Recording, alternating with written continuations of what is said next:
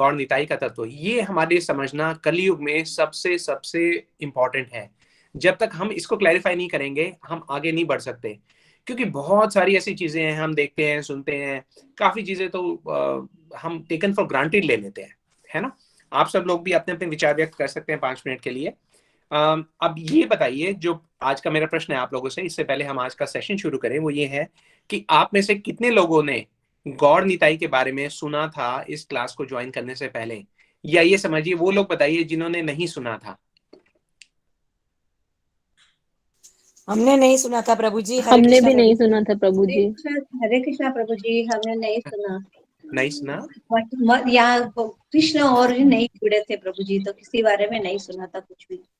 जी जी जी। अच्छा, अब वो लोग भी बताएं जिन्होंने पहले से सुना था, हमें ये भी पता लगे कितने लोग हैं जिन्होंने पहले से सुना हुआ था।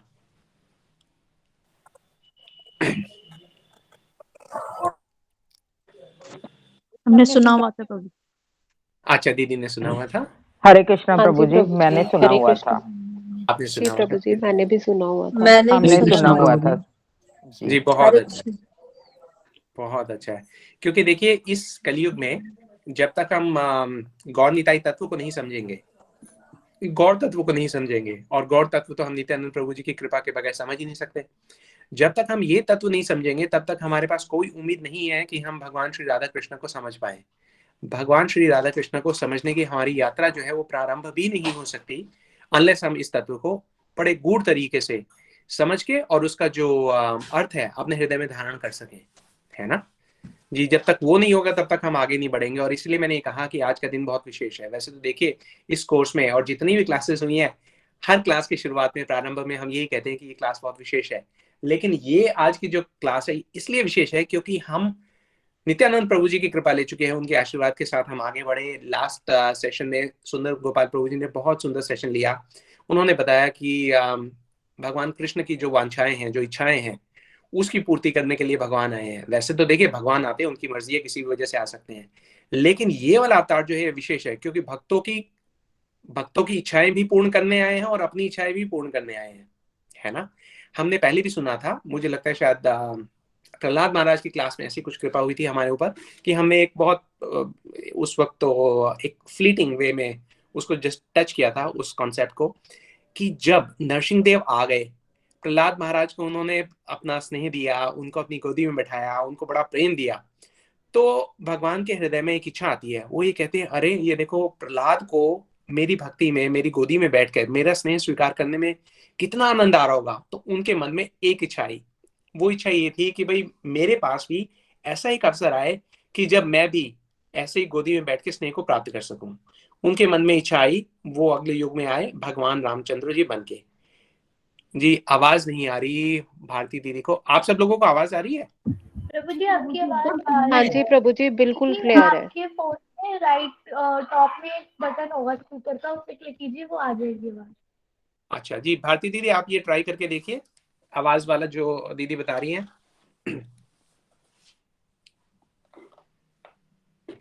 जी अब आवाज आ रही है भारती दीदी आपको?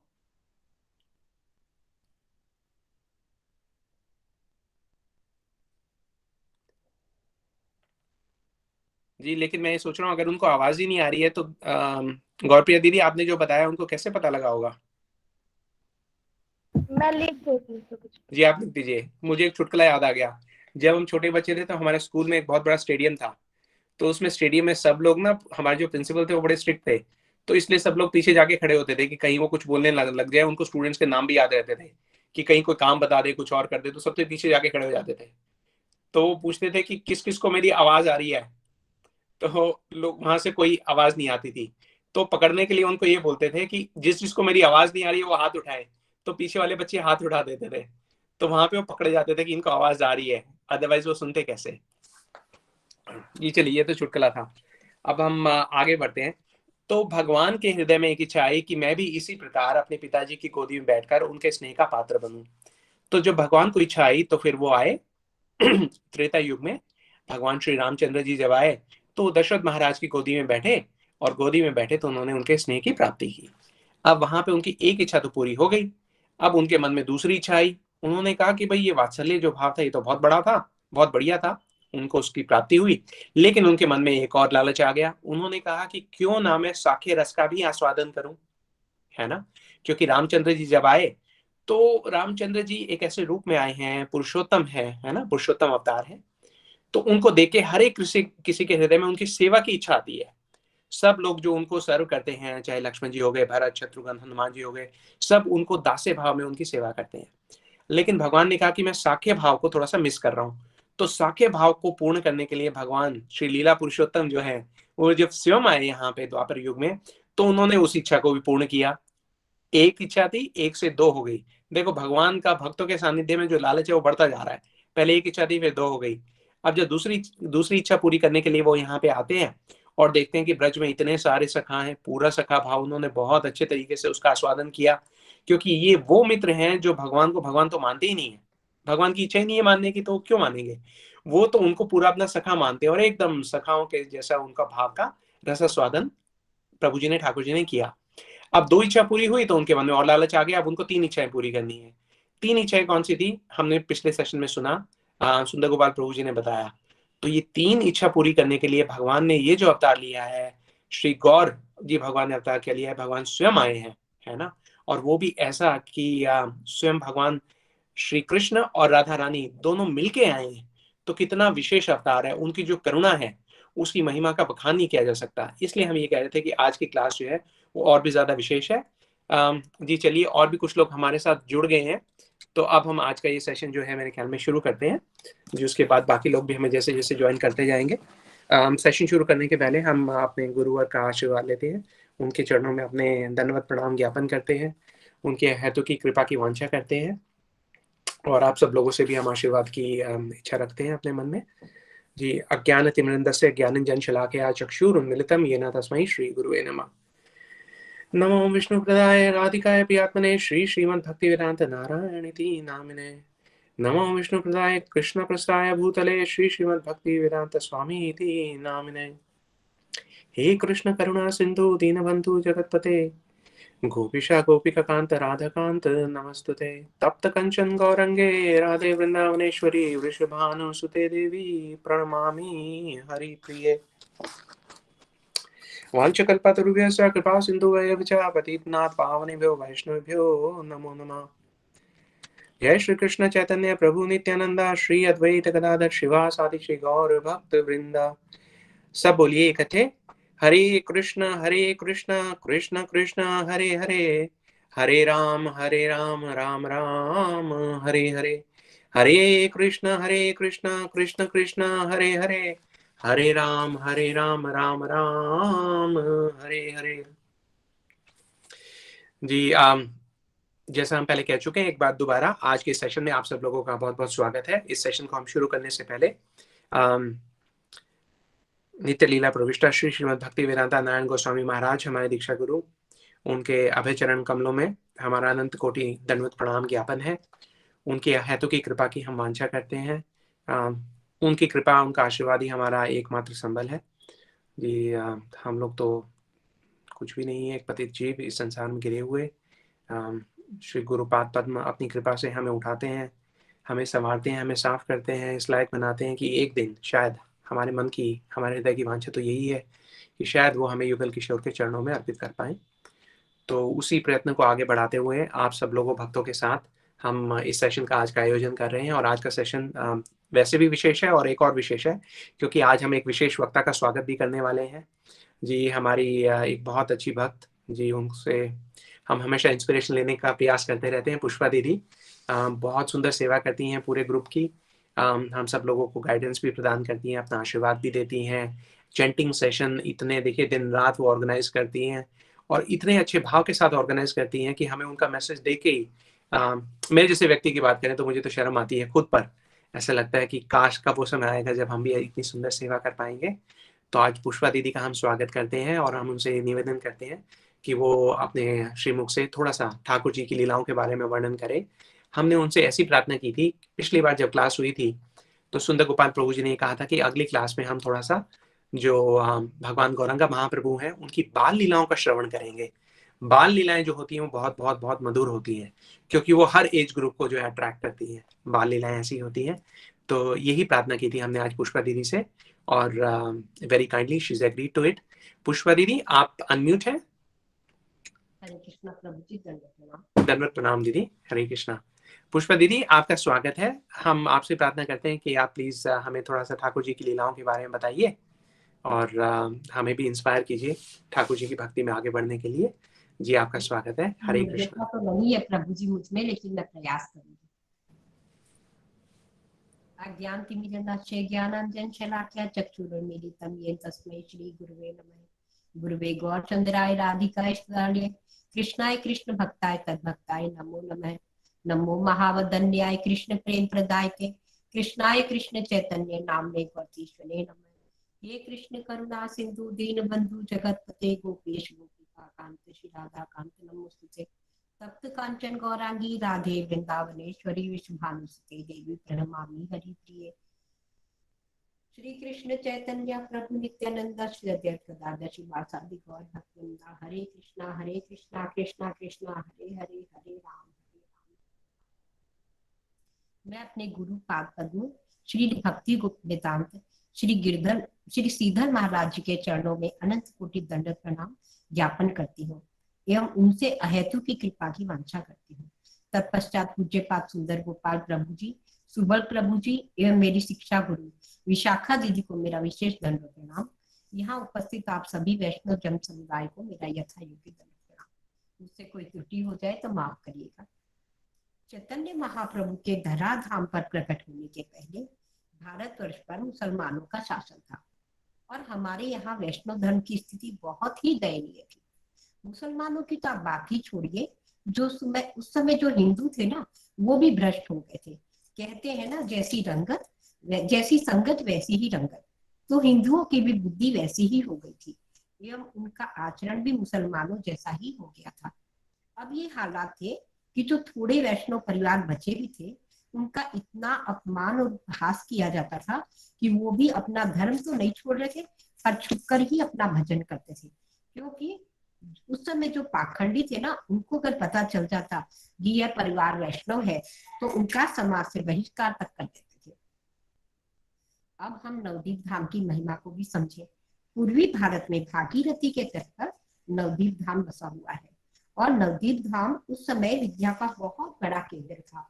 वहाँ बहुत बड़े बड़े विद्वान थे जो कि वेद एवं शास्त्रों के ज्ञाता थे।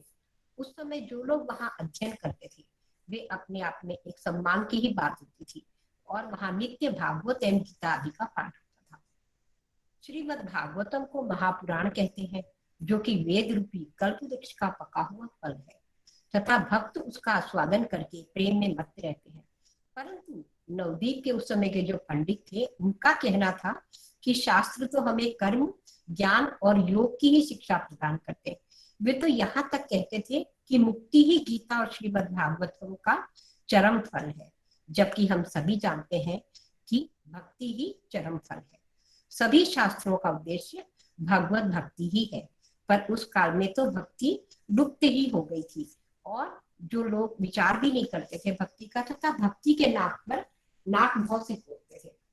उस समय लोग अपनी भौतिक इच्छाओं की पूर्ति के लिए देवी देवताओं और भूत प्रेतों की ही पूजा करते थे और उनके नाम से बलि चढ़ाते और फिर पूजा के पश्चात जिस पशु की बलि चढ़ाते थे ना, उसका स्वयं ही भक्षण करते तथा मांस मदिरा का भी सेवन करते थे।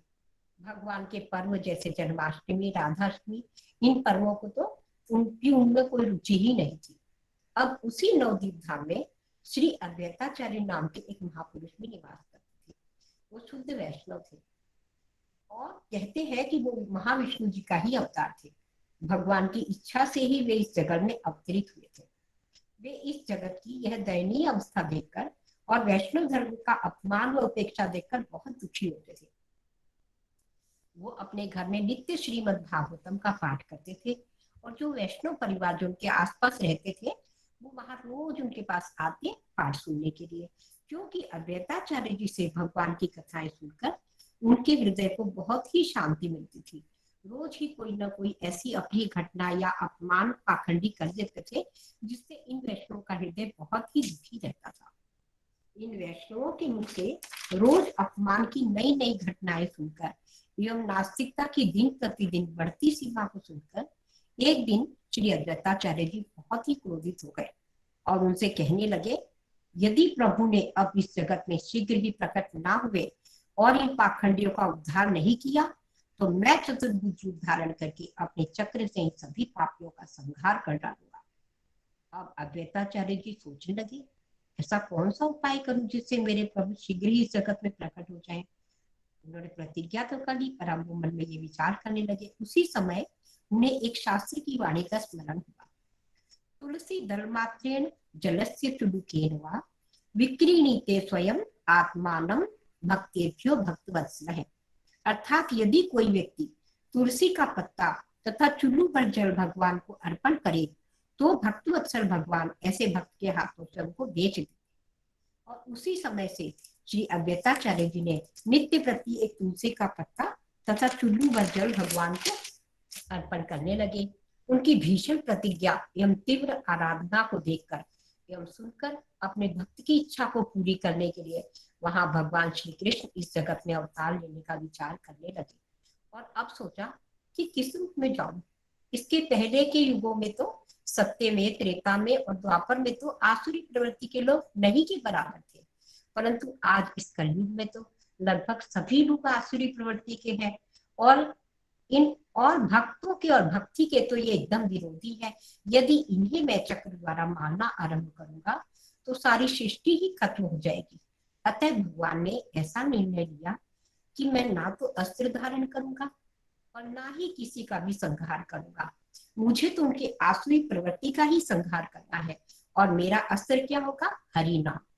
हरे कृष्णा कृष्णा कृष्णा हरे हरे, हरे रामा रामा रामा हरे हरे।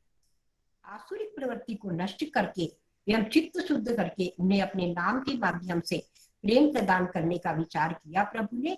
और प्रभु ने ब्रज लीला में जो तीनों वांछाएं उनकी अपूर्ण रह गई थी उनको भी पूर्ण करने के लिए श्री राधा जी के हृदय के भाव एवं उनकी अंग कांति को स्वीकार करके चैतन्य महाप्रभु के रूप में प्रेम रस का आस्वादन करने एवं रागानुगा भक्ति का प्रचार करने के लिए अवतार लेने का प्रभु ने निश्चय किया।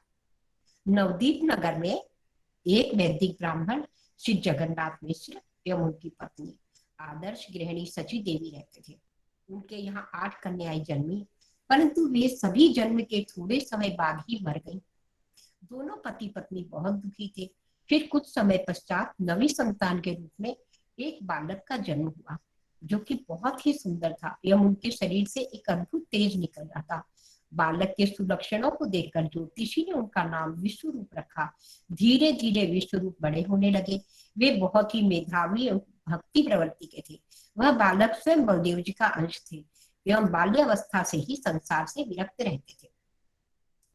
कुछ समय पश्चात श्री शची देवी के गर्भ से उनकी 10वीं संतान के रूप में 18 फरवरी सन 1486 को फाल्गुन मास की पूर्णिमा तिथि अर्थात होली के दिन संध्या के समय स्वयं भगवान गौर चंद्र उदित हुए।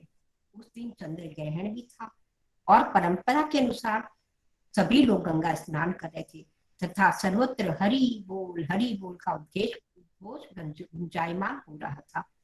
इस प्रकार प्रभु ने प्रकट होते ही जिस कार्य के लिए अवतरित हुए थे उसे आरंभ कर दिया। अब सारे नवद्वीप में यह समाचार फैल गया, शची माता के द्वितीय पुत्र हुआ है। यह सुनकर सभी लोग जगन्नाथ मिश्र के घर बालक को देखने एवं बधाइयां देने आने लगे। जो भी एक बार प्रभु के मनमोहन रूप को देखता वह मंत्र मुग्ध हो जाता। शची माता के पिता नीलांबर चक्रवर्ती जो कि बहुत बड़े ज्योतिषी थे, उन्होंने बालक को देखकर भविष्यवाणी की थी, यह कोई साधारण बालक नहीं है, ऐसा लगता है यह भगवान का अवतार ही है एवं आगे चलकर यह बालक युग पुरुष होगा और इसीलिए उनका नाम विश्वम्भर रखा गया। महाप्रभु का रंग एकदम गोरा और बहुत सुंदर होने के कारण कुछ लोग उन्हें गौर कहते, कुछ ने गौरांग कहते। नीम के पेड़ के पास भगवान प्राकट्य हुए थे, इसलिए उन्हें निमाई भी कहते थे। शिशु अवस्था से ही महाप्रभु सभी के मुख से हरि नाम का उच्चारण करवाने लगे थे। जब प्रभु रोते तो किसी भी प्रकार चुप नहीं होते और जब आस पड़ोस की स्त्रियां आती और उन्हें रोता देख के हरि बोल तालियां बजाते हुए कहती तो वे भी हंसने लगते तथा खुद भी धीरे धीरे अपने छोटे छोटे हाथों से तालियां बजाने लगते। यह देखकर सब बहुत हंसते और उन्हें आश्चर्य भी होता। अब धीरे धीरे सची माता एवं जगन्नाथ मिश्र ने कई बार घर में आश्चर्यचकित घटनाएं देखी। वो भी आपस में सोचने लगते, यह बालक साधारण तो नहीं है, क्योंकि कभी कभी उनका घर एक दिव्य प्रकाश से भर जाता, तो कभी उनको घर के भीतर से नुपुरों की मधुर ध्वनि सुनाई पड़ती और वे सोचते, यह आवाज कहाँ से आ रही है? निमाई के पैरों में तो नुपुर भी नहीं है। कभी उन्हें घर में सुंदर चरण चिन्ह दिखाई पड़ते, जिनमें वज्र, ध्वज, शंख, चक्र, पद्म के निशान होते। इस प्रकार प्रभु धीरे धीरे अपना ऐश्वर्य प्रकट करने लगे। जैसे जैसे प्रभु बड़े हो रहे थे, उनकी चंचलता भी बढ़ती जा रही थी। कभी वे आग की कुई और उसको छूने जाने लगते, तो कभी कुत्ते का मुंह पकड़कर उसके मुंह में अपना हाथ डाल देते। एक दिन की तो बात है, महाप्रभु आंगन में खेल रहे थे, माता घर के कामों में व्यस्त थी। उसी समय एक बड़ा काला सांप घर में रेंगता हुआ आंगन में आ गया और प्रभु ने जब सांप को देखा तो घुटनों के बल चलकर सांप के पास पहुंचे। सांप भी चुपचाप फन उठाकर बैठ गया। महाप्रभु ने सांप के फल को पकड़ लिया और अपने हाथों से, और जो सांप ने कुंडली मार रखी थी ना, उसके ऊपर जाके बैठ गए, उसके ऊपर चढ़ के बैठ गए। अब उनका फन अपने हाथ से पकड़ के हिलाने लगे। जब माता ने देखा निमाई नहीं दिख रहे, तो ढूंढती हुई आंगन में बाहर आई। जैसे ही माँ की नजर सांप पर बैठे बालक पर पड़ी, वो एकदम से डर गई और चिल्लाती हुई बच्चे को बचाने के लिए सांप की ओर दौड़ी। तो वो सांप भी धीरे धीरे रेंगते हुए वहां से जाने लगे। वास्तव में तो वो सर्प कोई साधारण सर्प नहीं थे, बल्कि स्वयं शेष नाग जी थे एवं अपने प्रभु का दर्शन करने को आए थे। अब सर्प को जाता देख महाप्रभु भी घुटनों के बल जल्दी जल्दी उसके पीछे जाने लगे। तब मैया ने दौड़कर उन्हें अपनी गोद में ले लिया एवं रोते रोते उनका मुख चूमने लगी। अब निमाई ने चलना सीख लिया। निमाई अब थोड़े और बड़े हो गए। अब निमाई ने चलना सीख लिया। सारा दिन दूसरे बच्चों के साथ यहाँ वहां घूमते, नित्य नई नई शरारतें करते। किसी के घर में घुसकर भात खा लेते, तो किसी के घर में रखा दूध दही चुरा कर खा लेते।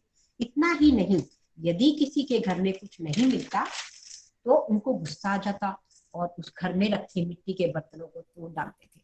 किसी के घर में बच्चा सो रहा होता, उसे रुला देते। जब घर के लोग आते तो निमाई अपने उन हम उम्र बच्चों के साथ में वहां से भाग जाते। और कभी किसी स्त्री के पकड़ में आ भी जाते तो उनको डर लगता कि अब डांट या मार पड़ेगी। निमाई बड़ी चतुराई के साथ उनके पैरों को पकड़ लेते और कहते, मैया आज मुझे छोड़ दो, मैं तुम्हारी कसम खाता हूँ मैया, दोबारा तुम्हारे घर में चोरी करने कभी नहीं आऊंगा। घर के लोग उनकी ऐसे हरकतें देखकर आश्चर्य भी करते और उनको गौरांग पर लाड़ भी आ जाता था और उन्हें अपनी गोदी में उठाकर प्यार करने लगते।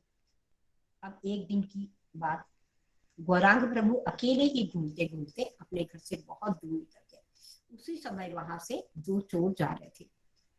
उन्होंने जब छोटे बालक को अकेला देखा और उनके शरीर पे बहुत से गहने अलंकार देखे, तो चोरों के मन में लालच आ गया। उन्होंने सोचा, क्यों ना इस बच्चे को उठाकर सारे गहने चोरी कर ले। दोनों ने आपस में योजना बनाई और गौर सुंदर के पास जाकर बड़े प्यार से बोले, अरे बेटा, तुम अभी तक कहाँ थे? तुम्हारे घर पर सब परेशान हो रहे हैं, तुमको ढूंढ रहे हैं, यहाँ कहाँ जा रहे हो? चलो हम तुम्हें तुम्हारे घर छोड़ाते हैं। गौर सुंदर मन ही मन मुस्कुराने लगे और बोले, हाँ, मैं रास्ता भूल गया हूँ, आप मुझे मेरे घर छोड़ दो। और उस चोर की गोद में चढ़कर उसके कंधे पर बैठ गए। अब चोर बड़े खुश हो गए कि वह बच्चा तो खुद ही खुशी खुशी इनके साथ हो लिया, क्योंकि उनको डर लग रहा था कि अगर हम पकड़े गए, बच्चा रोने लगा, और अगर हम पकड़े गए तो क्या करेंगे, फंस जाएंगे। परंतु गौर सुंदर तो हंसते हंसते उनके साथ हो लिए। अब दोनों चोर जल्दी जल्दी चलने लगे और बीच बीच में बच्चे को खाने को मिठाई कुछ देते जा रहे थे और आपस में बातें कर रहे थे। एक ने कहा, मैं तो इसके गले का हार लूंगा। दूसरा बोला, इसके कानों के कुंडल और इसके कंगन तो मैं लूंगा। दोनों बड़े खुश खुश जा रहे थे। उधर जब देर हो गई, उधर निमाई नहीं दिखे तो आस पड़ोस के बच्चों को पूछा। जब किसी के पास भी निमाई नहीं मिले तो सभी लोग बालक को खोजने लगे। माता का तो रो रो कर बुरा हाल हो रहा था। उधर भगवान की माया से मोहित होकर दोनों चोर जो थे खुद के घर का रास्ता तो भूल गए और महाप्रभु के घर की तरफ ही चल दिए उल्टे। प्रभु की माया से चोरों की मति ऐसी हो गई कि प्रभु के घर के सामने पहुंचकर उनको लगा कि उनका ही घर आ गया है, और बालक को नीचे उतारते हुए बोले, नीचे उतरो, तुम्हारा घर आ गया। गौर सुंदर भी हंसते हंसते, हाँ हाँ नीचे उतारो उतारो, मेरा घर आ गया है, ऐसा कह के नीचे उतरे और दौड़कर अपने पिता की गोद में चढ़ गए। सभी लोग जो निमाई को ढूंढ रहे थे कुशल पूर्वक वापस आया देखकर खुश हो गए। सब जने बालक को घेर कर खड़े हो गए। इधर चोर तो बड़े हक्के बक्के रह गए, उन्हें समझ में ही नहीं आया कि ये हुआ क्या, कैसे वे अपने घर का रास्ता भूल गए और बालक के ही घर पहुंच गए। अब उन्हें ध्यान आया, यहाँ से बच के भाग निकले। दोनों ने देखा कि सब लोग बालक में व्यस्त हैं और दोनों वहां से जान बचाकर भाग के निकल गए। दोनों रास्ते में बातें करते रहे, आज तो हम पर कुछ जादू ही हो गया, पर हम पे माँ चंडी की कृपा से ही आज हम बच के निकल के आए हैं। इस प्रकार वे दोनों चोर भी कितने भाग्यवान होंगे जिनके कंधों पर स्वयं भगवान चढ़कर बैठ गए। वे दोनों सलामती से घर पहुंचकर प्रसन्न हुए और बोले, जान बची और लाखों पाए। उधर सबको ध्यान आया, अरे जो निमाई को सुरक्षित पहुंचा के गए हैं उन्हें कुछ पुरस्कार तो दे, परंतु वहां कोई था ही नहीं। इतने में एक व्यक्ति बोला, मैंने देखा था, दो लोग थे, निमाई को कंधे पर बैठा के लाए थे और छोड़ के गए। तब जगन्नाथ मिश्र ने बेटे से पूछा, निमाई तुम कहाँ चले गए थे और कौन तुम्हें यहाँ छोड़ कर गया? तब निमाई ने बताया, बाबा मैं तो गंगा स्नान करने गया था और वापसी में मैं रास्ता ही भटक गया। उसी समय दो लोग आए और बड़े प्यार से बोले, हम तुम्हें तुम्हारे घर तक छोड़ देंगे, और कंधे में बैठा के यहाँ छोड़ गए। अब सभी लोग कहने लगे, शास्त्रों में कहा है, बालक, वृक्ष और अनाथ की रक्षा स्वयं भगवान ही करते हैं। इस प्रकार कोई भी गौर सुंदर को पहचान नहीं पा रहा था कि ये स्वयं ही भगवान है। सभी उन्हें एक साधारण बालक ही मान रहे थे। भगवान की महिमा ही ऐसी है, उनकी इच्छा के बिना उन्हें कोई जान ही नहीं सकता। अब एक बार एक तीर्थ यात्री ब्राह्मण भ्रमण करते करते नवदीप नगर में पहुंचे और वह गोपाल मंत्र के द्वारा श्री कृष्ण की उपासना करते थे। उनने अपने गले में बाल गोपाल एवं शालिग्राम शिला को लटकाया हुआ था। उनके शरीर से अद्भुत तेज निकल रहा था और वह सब समय अपने मुख से कृष्ण कृष्ण उच्चारण करते थे। और वह जो ब्राह्मण थे वह स्वयं पाकी थे। स्वयं पाकी मतलब स्वयं ही अपना भोजन पकाकर ग्रहण करते थे, किसी दूसरे के हाथ का पका भोजन नहीं खाते थे। और वो जगन्नाथ मिश्र के घर नवदीप नगर में जगन्नाथ मिश्र के घर में जाके वहां उन्होंने उनका आश्रय लिया। अब उनके परिवार ने रसोई घर दूसरे के हाथ का पानी नहीं खाते। अब उन्होंने जब उनके परिवार को बताया कि हम दूसरे के हाथ का खाना नहीं खाते हैं, तो परिवार वालों ने उन्हें रसोई घर साफ करके भोजन सामग्री की व्यवस्था कर दी।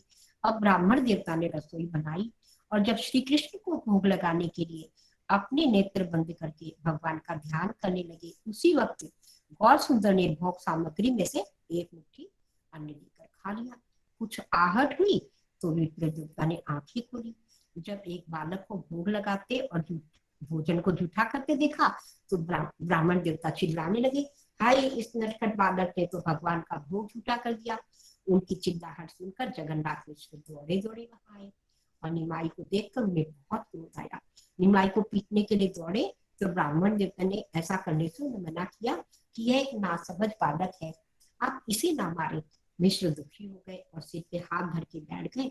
अब ब्राह्मण देवता से क्या कहें। उन्हें दुखी देखकर विप्रदेव बोले, आप दुखी मत होइए, इसे भगवान की इच्छा जानकर प्रसन्न हो जाइए। आपके घर में कुछ फल मूल हो तो दे दें, मैं आज वही ठाकुर जी के भोग लगाकर पालूंगा। अब जगन्नाथ मिश्र बहुत विनम्र होकर कहने लगे, हे विप्रवर, आप एक बार पुनः रसोई बनाकर अपने गोपाल जी को भोग लगा दें एवं उनका प्रसाद ग्रहण करें तो हमें अच्छा लगेगा। ब्राह्मण देवता कहने लगे, यदि आप लोगों की इसमें प्रसन्नता है तो मैं पुनः रसोई बना लेता हूँ। अब मिश्र परिवार प्रसन्न हो गया और जल्दी जल्दी ब्राह्मण देवता को सभी सामग्री दे दी और ब्राह्मण देवता रसोई प्रसादी बनाने लगे। अब घर के सब लोगों ने विचार किया, यह निमाई बहुत ही चंचल है, इसे अब घर के बाहर दूर ही रखो जब तक ब्राह्मण देवता भोजन तैयार करके और प्रसादी ना पाए तब तक। अब सची माता निमाई को लेकर पड़ोसी के घर चली गई। वहां सभी स्त्रियां निमाई को देख के छेड़ने लगी। क्या इस प्रकार ब्राह्मण का अन्न खाया जाता है क्या निमाई? चंचल निमाई ने हंसते हुए बोले, इसमें मेरा क्या दोष है? ब्राह्मण देवता ने मुझे बुलाया तो मैं चला गया। अब वो फिर हंसते हुए निमाई को चिढ़ाने लगी, ना जाने वो ब्राह्मण किस कुल का है, कौन है, कहाँ का है, आज तो तेरी जात ही नष्ट हो गई निमाई, तूने तो उसका पकाया भोजन खा लिया, अब तू क्या करेगा? निमाई ने भी हंसते हुए जवाब दिया, कैसी बात करती हो आप सभी, मैं तो गोप जाति का एक ग्वाला हूँ और हमेशा ब्राह्मण के हाथ का बना भोजन ही पाता हूँ, और क्या ब्राह्मण के हाथ का खाने से भला ग्वाले की जाति नष्ट हुई है? उनकी बातें सुनकर वे सभी हंसने लगे। इस प्रकार बातों ही बातों में गौर सुंदर ने अपना परिचय भी दे दिया, पर भगवान की माया से मोहित कोई भी उनकी बातें नहीं समझ पा रहा था। उधर ब्राह्मण देवता ने पुनः रसोई बनाई और अपने गोपाल जी को भोग लगाने के लिए निवेदन कर आंखें बंद करी। उनका ध्यान कर ही रहे थे अंतर्यामी गौर सुंदर कैसे वंचित रहते। उन्होंने तो उन सबको चकमा दिया और वहां से निकल आए तथा ब्राह्मण के पास पहुंच गए और भोग पात्र से पुनः एक मुट्ठी अन्न लेकर खा लिया। अब फिर से ब्राह्मण देवता ने आहट सुनकर जैसे ही आंख खोली, उसी बालक को भूखा भोग झूठा करते देख चिल्लाने लगे, अरे इस चंचल बालक ने फिर से भोग झूठा कर दिया। ब्राह्मण देव की आवाज सुनकर जगन्नाथ मिश्र भी भाग पहुंचे। जैसे ही गौर सुंदर भाग खड़े हुए, जैसे ही जगन्नाथ मिश्र वहां पहुंचे, गौर सुंदर तो पिताजी को देख के भाग खड़े हुए और मिश्र उनको पीटने के लिए पीछे पीछे दौड़े और चिल्लाने लगे, अरे दुष्ट बालक, आज तो तुझे पीट कर तेरी बुद्धि ठीक करनी ही होगी। बहुत दुष्टता बढ़ गई है। सभी लोगों ने रोका, पर मिश्र जी का क्रोध था कि शांत ही नहीं हो रहा था। सभी लोग मिश्र को समझाने लगे तो ब्राह्मण देवता ने जगन्नाथ मिश्र का हाथ पकड़कर मधुर वचन बोले, आज मेरे भाग्य में भगवान ने अन्न लिखा ही नहीं है, आप बेकार ही बच्चे पर क्रोध कर रहे हैं। समझाने पर मिश्र का क्रोध कुछ शांत हुआ, परंतु वे मन ही मन बहुत दुखी एवं लज्जित थे। उसी समय उनके बड़े पुत्र विश्वरूप, जो कि बहुत ही तेजस्वी, ज्ञान वाले, शांत स्वभाव के थे, वहां आ गए। उन्हें देखकर तो ब्राह्मण देवता भी मोहित हो गए और जब उन्हें पता चला कि जगन्नाथ मिश्र के ही पुत्र है, तो ब्राह्मण देव ने विश्वरूप को वक्षस्थल से लगाकर कहा, धन्य है वे माता पिता जिनका ऐसा गुणवान एवं रूपवान पुत्र है। विश्वरूप भी ब्राह्मण देव को प्रणाम कर बोले, आज हमारे परिवार का भी अति सौभाग्य है ब्राह्मण देवता, जो आप जैसे महात्मा हमारे घर अतिथि हुए हैं, परंतु आज पता चला कि आप अभी तक भूखे हैं। मुझे भी मेरे छोटे भाई की नटखटता सुनकर बहुत दुख हुआ। बस उनकी बातें सुनकर ब्राह्मण देव बोले, हम तो वनवासी हैं और प्रायः फल मूल ही खाते हैं, अतः तुम लोग चिंता मत करो, मैं तो तुम्हारे दर्शन पाकर ही धन्य हो गया हूँ।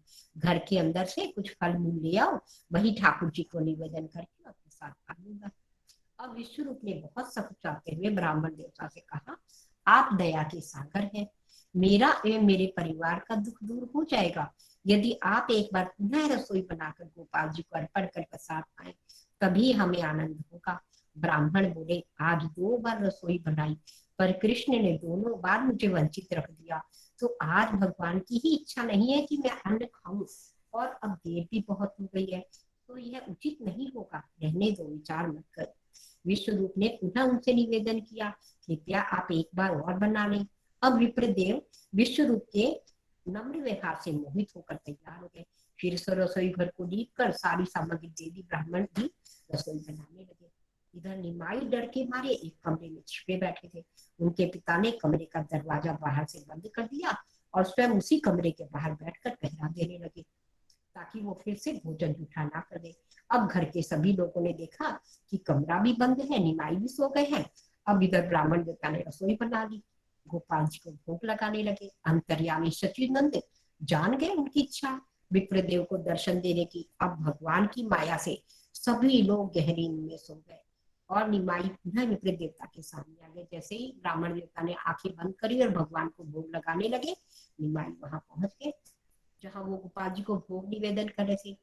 देखते ही ब्राह्मण की दृष्टि निमाई पर पड़ी, जैसे ही वो घबराकर चिल्लाने लगे, यह चंचल बालक फिर आ गया। अब तो सभी पर भगवान की माया का आवरण था, वशीभूत थे सब निद्रा में। अब गौर सुंदर बोले, हे विप्र, तुम पहले तो मेरा मंत्र जाप कर मेरा आह्वान करते हो, और जब मैं तुम्हारा प्रेम देखकर भोग ग्रहण करने आता हूँ तो तुम हाय हाय करते हो। तुम्हारे हृदय में हमेशा मेरे दर्शन की अभिलाषा रहती है और तुम मुझे पहचान नहीं पाई। अब मेरे स्वरूप का दर्शन करो।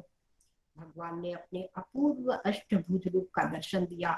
उनके चारों हाथों में शंख, चक्र, गदा एवं पद्म थे।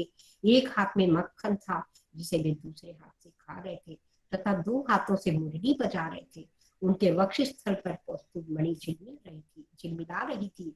समस्त अंगों में रत्न जड़ित आभूषण अलंकृत थे एवं सिर पर मोर पंख सुशोभित होता था।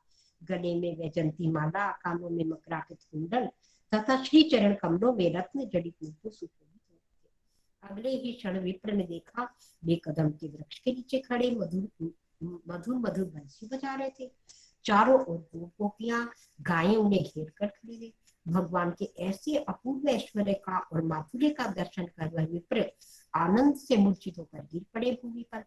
अब करुणा के सागर गौर सुंदर ने विप्र को अपने कोमल हस्त कमल से स्पर्श किया तो उनकी मूर्छा दूर हुई।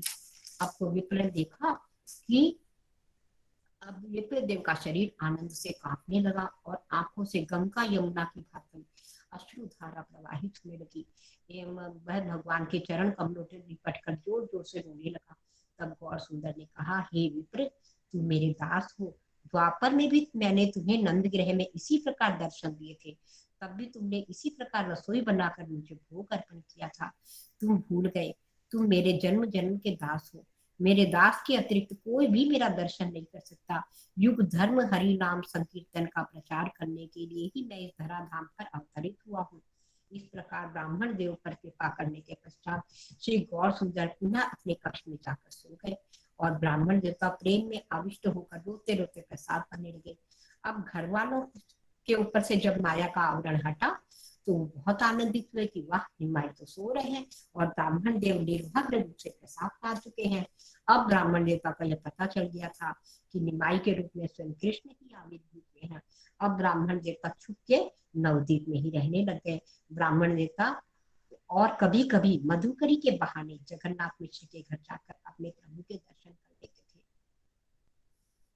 तो ये है भगवान की कृपा और इस प्रकार भगवान चैतन्य महाप्रभु है इस धराधाम में प्रकट हुए। जेवा नाही जाने के हो, सुनीते सुनीते से हो, की अद्भुत चैतन्य चरित, कृष्ण उपजीवे प्रीति, जानी बे रसेर रीति, सुनी ले बड़ा है हित। श्री चैतन्य महाप्रभु के अद्भुत चरित्र को न जानने पर भी यदि कोई श्रद्धा सहित उनके चरित्र का निरंतर श्रवण करता है तो उसके फलस्वरूप उस व्यक्ति में कृष्ण के प्रति प्रीति उदित होती है और वह ब्रज प्रेम की रीति को समझ लेता है। श्री चैतन्य लीला की ऐसी महान महिमा है कि सुनने मात्र से ही श्रोता का परम मंगल होता है। अब मैं अपनी वाणी को यही विराम देती हूँ। बहुत त्रुटियां हुई होगी, कृपा मुझे क्षमा करें। वांछा कल्पतरुभ्यश्च कृपा सिंधुभ्यैव च पतिता नाम पावनेभ्यो वैष्णवेभ्यो नमो नमः। निताई गौर प्रेमानंदे हरि हरि बोल। हरे कृष्णा।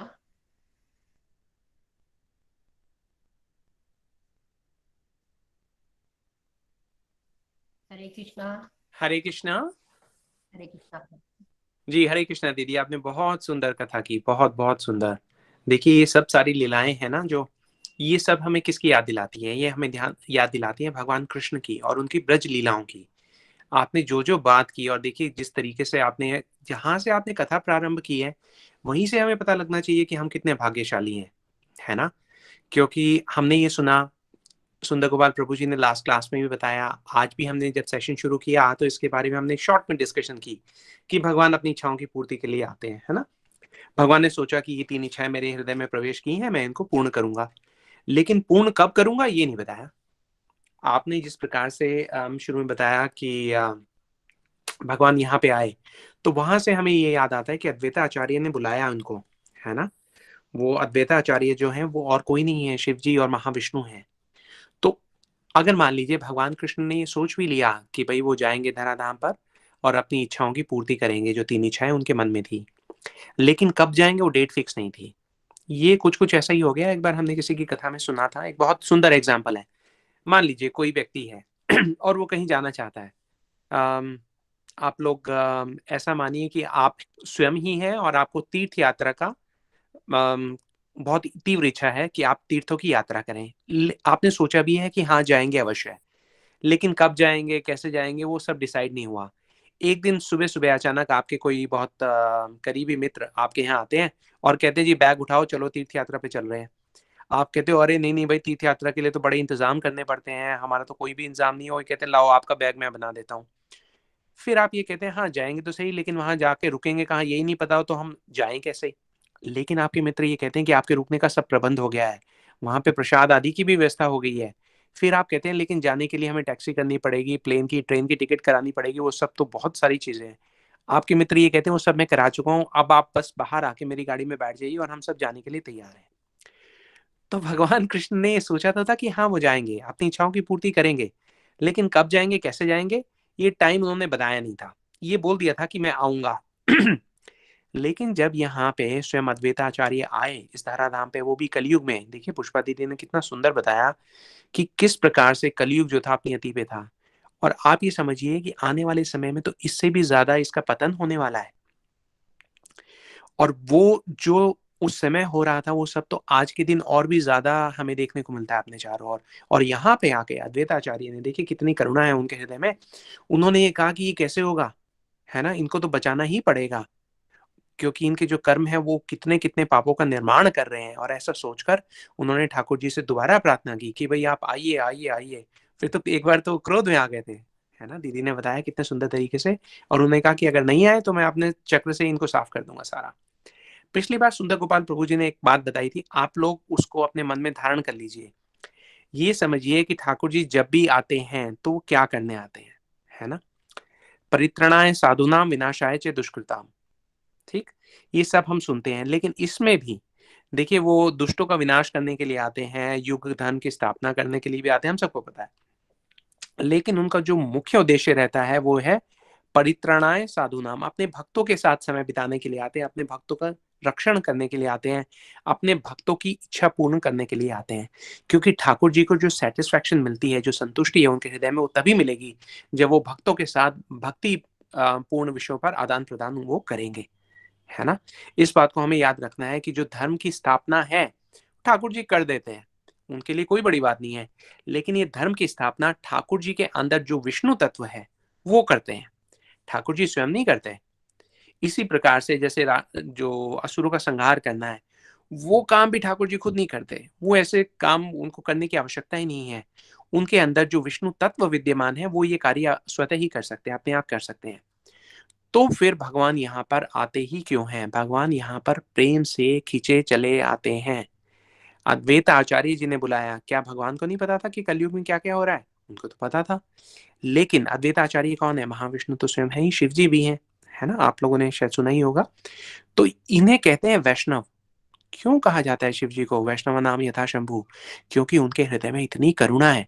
वो देखते हैं कि इन लोगों का क्या होगा, और उनको पार कराने के लिए उन्होंने कहा कि सबसे जो जिसे कहा गया है सबसे ज्यादा करुणा जिस अवतार में है, भगवान के जिस रूप में है, उनको बुलाया जाएगा, गौरंगा महाप्रभु। और देखिए हमारा सौभाग्य है, गौरंगा महाप्रभु के साथ आ गए नित्यानंद प्रभु जी। गौरंगा महाप्रभु ने अपनी सारी तिजोरी की जो चाबी थी वो नित्यानंद प्रभु जी को दे दी कि देखो देखो सब लोगों को दे दो। नित्यानंद प्रभु जी ने देना छोड़ो, लुटाना शुरू कर दिया, लुटाना, है ना।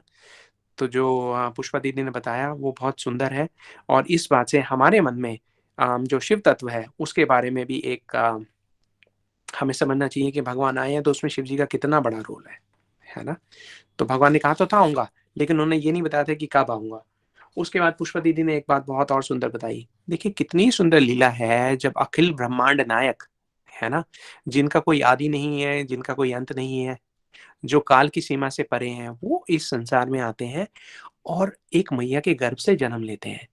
ये अपने आप में कितनी इसमें हम ये कह सकते हैं कि बहुत स्वीट पास टाइम है ना, मधुरता से भरा हुआ पास टाइम है।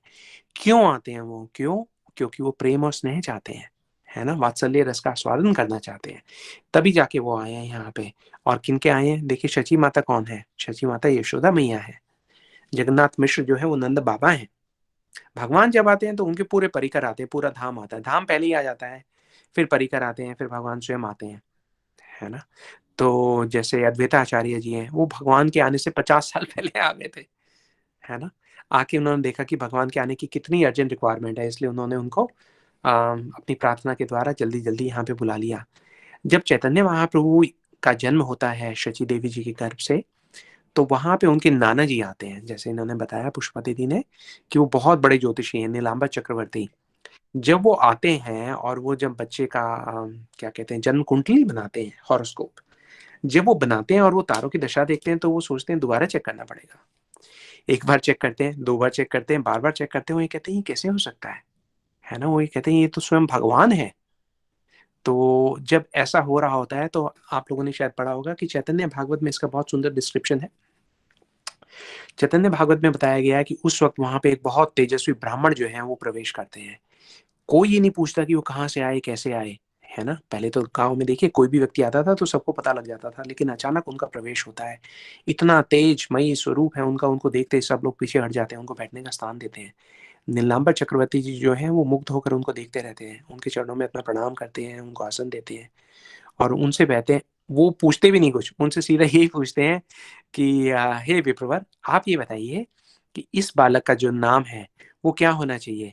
क्योंकि नीलांबर चक्रवर्ती बहुत बड़े जो हैं ज्योतिषी हैं, उन्होंने देख लिया है कि तो भगवान स्वयं है ना, ये तो लोगों का, जीवों का कल्याण करने के लिए आए हैं। लेकिन उन्होंने वही बात वो तेजमयी ब्राह्मण से पूछी, तो वो वहां पे ये कहते हैं कि भाई क्योंकि ये पूरे विश्व का पालन पोषण करेंगे, है ना, भरण पोषण इन्हीं के द्वारा होगा, इसलिए इनका नाम विश्वंभर होगा, है ना। अब ये भरण पोषण क्या है, सबसे ज्यादा भरण पोषण की आवश्यकता हमें कब होती है, सबसे ज्यादा सबसे बड़ी आवश्यकता जो हमारे जीवन की है, जो हमें हर वक्त ध्यान रखनी चाहिए। देखिए रोज सुबह हम लोग उठते हैं, है ना, और अपनी सारी जरूरतों पे एक नजर दौड़ाते हैं कि भाई क्या करना है, सुबह सुबह उठ के तैयार होना है, आपको स्नान करना है, ठाकुर जी आने करना है, नाम करना है, ये सब सारी चीजें हो गई। लेकिन सबसे ऊपर क्या है, भगवान का नाम। हमारी परम आवश्यकता क्या है, हम एक प्रेफरेंस ऑर्डर बना के तो रखें कि हमें क्या चाहिए क्या नहीं चाहिए, है ना। तो सबसे पहले हमारी आवश्यकता है भगवान का नाम, क्योंकि वो हमारी आत्मा का भोजन है। हमारी आत्मा को सोने के पिंजरे में रखने से नहीं चलेगा, उस सोने के पिंजरे के अंदर रखे हुए पक्षी को हमें भोजन भी देना पड़ेगा, तभी उसका पोषण हो सकता है ना। और वो तभी होगा जब हम उसे भगवत नाम का सेवन कराएंगे। तो ये हमारी सबसे बड़ी रिक्वायरमेंट है, सबसे बड़ा हमारा जो भरण पोषण है वो यही है, और यही देने के लिए भगवान विश्वंभर स्वयं आए हैं। तो वहां पे उन्होंने नामकरण संस्कार किया, सब लोग एकदम हर्ष से उल्लास से नृत्य करने लग गए वहां पे, है ना। और वहां से वो ब्राह्मण अंतर्धान हो गए, वहां पे दिखे नहीं। तो श्रील वृंदावन दास ठाकुर जी बताते हैं कि वो और कोई नहीं थे, वो देवताओं के जो गुरु हैं बृहस्पति जी, वो आए थे स्वयं, है ना। तो देखिए उनको भी कितनी महिमा प्राप्त हुई कि ठाकुर जी की लीला में उन्होंने प्रवेश किया, वो आए, ठाकुर जी का नामकरण संस्कार हुआ, उस समय वो वहीं पे थे, उसके वो साक्षी बने। ये नाम उनका था पड़ा विश्वंभर। उसके साथ साथ उनके और भी नाम थे, है ना। भगवान अपनी लीलाओं के हिसाब से अपने नाम भी बढ़ाते जाते हैं, क्योंकि हमें पता है कि वो श्रीमती राधा रानी की अंग कांति लेकर आए हैं, तो उनका गौर वर्ण है, इसलिए शची देवी उनको गौरा गौरा भी बोलती थी, है ना, बोलती थी गौर गौरा, ऐसे करके पुकारती थी। और जब सब लोग उनको, कुछ ही समय में सबको पता लग गया कि भाई ये जो अगर इनके आगे हरी हरी बोलेंगे तो ये प्रसन्न हो जाता है बालक, रोने लगते थे। जब तक पड़ोसी सब आके हरी हरी नहीं बोलते थे तब तक वो हंसते नहीं थे। तो उन्होंने तो बचपन से ही लोगों का कल्याण करना शुरू कर दिया था। पहले उनका नाम था, ध्यान से सुनिएगा, पहले उनका नाम था गौर, सब बोलते थे गौर। अब उन्होंने कहना शुरू किया हरी हरी, तो उनका नाम पड़ गया श्री गौर हरि, है ना। उनका नाम पड़ा गौर हरि, क्योंकि उनके नाम में ही हरि है, वो स्वयं ही हरि है। उनका एक नाम निमाई भी रखा गया। निमाई का भी जैसे दीदी ने बताया कि उनके आगमन से पूर्व 8 कन्याओं का जो था वो उनका शरीर चला गया था। तो पहले गांव वालों का ऐसा विश्वास था कि अगर ऐसा नाम रखेंगे, जैसे नीम जो है कड़वा होता है, नाम निमाई रखेंगे तो वो काल का ग्रास नहीं बनेगा, ऐसा भी एक विचार रहा था। दूसरा ये भी था कि उनका जन्म जो था वो नीम के पेड़ के नीचे हुआ, तो इस वजह से भी उनका नाम निमाई पड़ गया। लेकिन हम देखते हैं कि जो नाम है भगवान के नाम उनकी लीलाओं के हिसाब से चलते रहते हैं। जब उनका नाम हो गया, नामकरण संस्कार में हमने अभी देखा कि बृहस्पति जी आए तो बाकी देवी देवताओं के मन में ये इच्छा आई कि हम भी जाएं, भगवान का दर्शन करें। अब आप लोग ये सारी लीलाएं जो पुष्पा दीदी ने बताई उसको एक बार फिर से ध्यान से समझने की कोशिश प्रयास कीजिए। इतनी सुंदर लीला का जो आपने दर्शन किया है, अब आप ये देखिए अपने माइंड में एक तरफ रखिए ब्रज लीला और एक तरफ रखिए गौर लीला। गौर लीला मतलब चैतन्य महाप्रभु की लीला, और उसमें देखिए कि आपको कितनी सारी सिमिलैरिटीज दिख रही हैं, क्योंकि भगवान जब भी आते हैं यही तो करते हैं, है ना। जब उनका नामकरण संस्कार हो रहा था, गार्गी मुनि स्वयं आए थे उनका नामकरण संस्कार के लिए। भगवान का जब जन्म हुआ तो सारे देवी देवता उनके दर्शन के लिए आए थे। आपने बड़ी सुंदर ब्रज लीला की कथा सुनी भी होगी। जन्माष्टमी के दौरान बहुत सुंदर क्लास हुई थी, सेशन चला था, कथा थी, उसमें विशाखा दीदी ने बहुत सुंदर वर्णन किया था कि जब भगवान श्री कृष्ण जन्म लेते हैं ब्रज में तो कितने सारे देवी देवता आते हैं, और जो नंद बाबा हैं वो कितना दान करते हैं। शिव जी और पार्वती जी जब आते हैं तो अपने गणेश को संभाल के रखते हैं, क्योंकि नंद बाबा हाथी भी दान कर रहे हैं, घोड़े भी दान कर रहे हैं, पालकी भी दान किए जा रहे हैं। तो इसी प्रकार ये सब सारे देवता जो थे वो भगवान श्री गौर हरि का दर्शन करने के लिए भी आते थे। और क्योंकि देवता आते थे तो जो इस जगत के लोग हैं वो तो उनको स्पष्ट रूप से नहीं देख पाते थे। उनको ऐसा लगता था कि वो they could feel the presence, उनको लगता था कि आसपास कुछ है। तो कई बार लोग आपस में ऐसी भी बात करते थे कि कहीं इन पे कोई भूत प्रेत का साया तो नहीं आ गया। जब ये लोग ऐसा सोचते थे तो कहते थे अब क्या करें उसका साया भगाने के लिए, तो सब लोग हरि हरि हरि हरि हरि हरि जय श्री हरि भगवान के नाम का पाठ करते थे। तो भगवान के नाम का पाठ करते थे तो भगवान बहुत प्रसन्न हो जाते थे। तो देखिए भगवान हमें यहाँ पे कितनी सारी शिक्षा दे रहे हैं। हर्ष के समय में भी, उल्लास उत्सव के समय में भी हमें क्या बोलना है, हरि हरि जय श्री हरि। और अगर हमें भय लगे, मान लीजिए जीवन में हम किसी संकट से जा रहे हैं, तो वहां पे भगवान अपने परिकरों की इस लीला के द्वारा हमें दिखा रहे हैं, दर्शा रहे हैं, बता रहे हैं, हमें याद दिला रहे हैं, हमें स्मरण करवा रहे हैं कि हमें अगर कुछ बोलना है तो बोलना है जय श्री हरि, है ना। हरे कृष्ण महामंत्र का जाप कीजिए, चाहे आप सुख में हो या दुख में हो, हमेशा बोलिए हरे कृष्ण कृष्ण कृष्ण हरे हरे, हरे राम राम राम हरे हरे, है ना। तो भगवान का नाम भगवान के साथ गूंजता था। ऐसा लगता था कि जहां से भगवान के नाम की आवाज आ रही है, जहां पे लोग हरि हरि बोल रहे हैं, लोग मुड़कर देखते थे और देखते थे कि छोटा बालक निमाई आ रहा है ना, गौर हरि आ रहे हैं। तो इस बात से हमें यह भी याद रखना चाहिए कि जहां भगवान का नाम है वहां पे भगवान स्वयं है। उनके बचपन में जी दीदी ने तो बताया, लेकिन उन्होंने इंस्पायर कर दिया हमें, है ना। देखिए अच्छे वक्ता की यही पहचान होती है कि जो श्रोता जो सुनता है उसको सुनने के बाद वो कथा एकदम ध्यान रहती है और वो उसको इस प्रकार से उसका रसास्वादन बार बार करता जाता है। तो दीदी के चरणों में प्रणाम है। जब वो छोटे थे तो हम देखते हैं कि शची माता जगन्नाथ मिश्र जी के घर में बड़ी एक किस्म से अद्भुत घटनाएं होती रहती थी। कई बार देखते थे कि उनके घर में एक दिव्य प्रकाश जो है वो भर गया है। अंदर से कई बार देवताओं के गायन की आवाजें आती थी। कई बार जब छोटे बालक निमाई चल के जा रहे हैं तो ठाकुर जी के चरणों में जो चिन्ह हैं वो सारे चिन्ह जो थे वो धरती पर अंकित होते दिखते थे। कई बार वो जहां जहां अपने चरण कमल रख के जाते थे वहां वहां पुष्प दिखाई देते थे। तो वो देख के जगन्नाथ मिश्रा जी और माता शची कई बार हैरान होते थे। फिर वो ये सोचते थे कि हमारे घर में जो ठाकुर जी हैं शायद उन्हीं का ये चमत्कार है ना, उन्हीं की कृपा से ये सब सारा होता जा रहा है। और भगवान का तो चमत्कार है ही, लेकिन जिनको वो भगवान सोच रहे हैं वो ठाकुर जी भगवान है या उनके आंगन में स्वयं भगवान जो है वो अपनी लीला का पदार्पण कर रहे हैं। दीदी ने ये भी बताया कि किस प्रकार से ठाकुर जी जो है वो शेषनाग पर सो गए, है ना। भगवान जहां जाते हैं उनके परिकर वहां आते हैं। शेषनाग जी कौन है? शेषनाग जी स्वयं भगवान के परम सेवक हैं।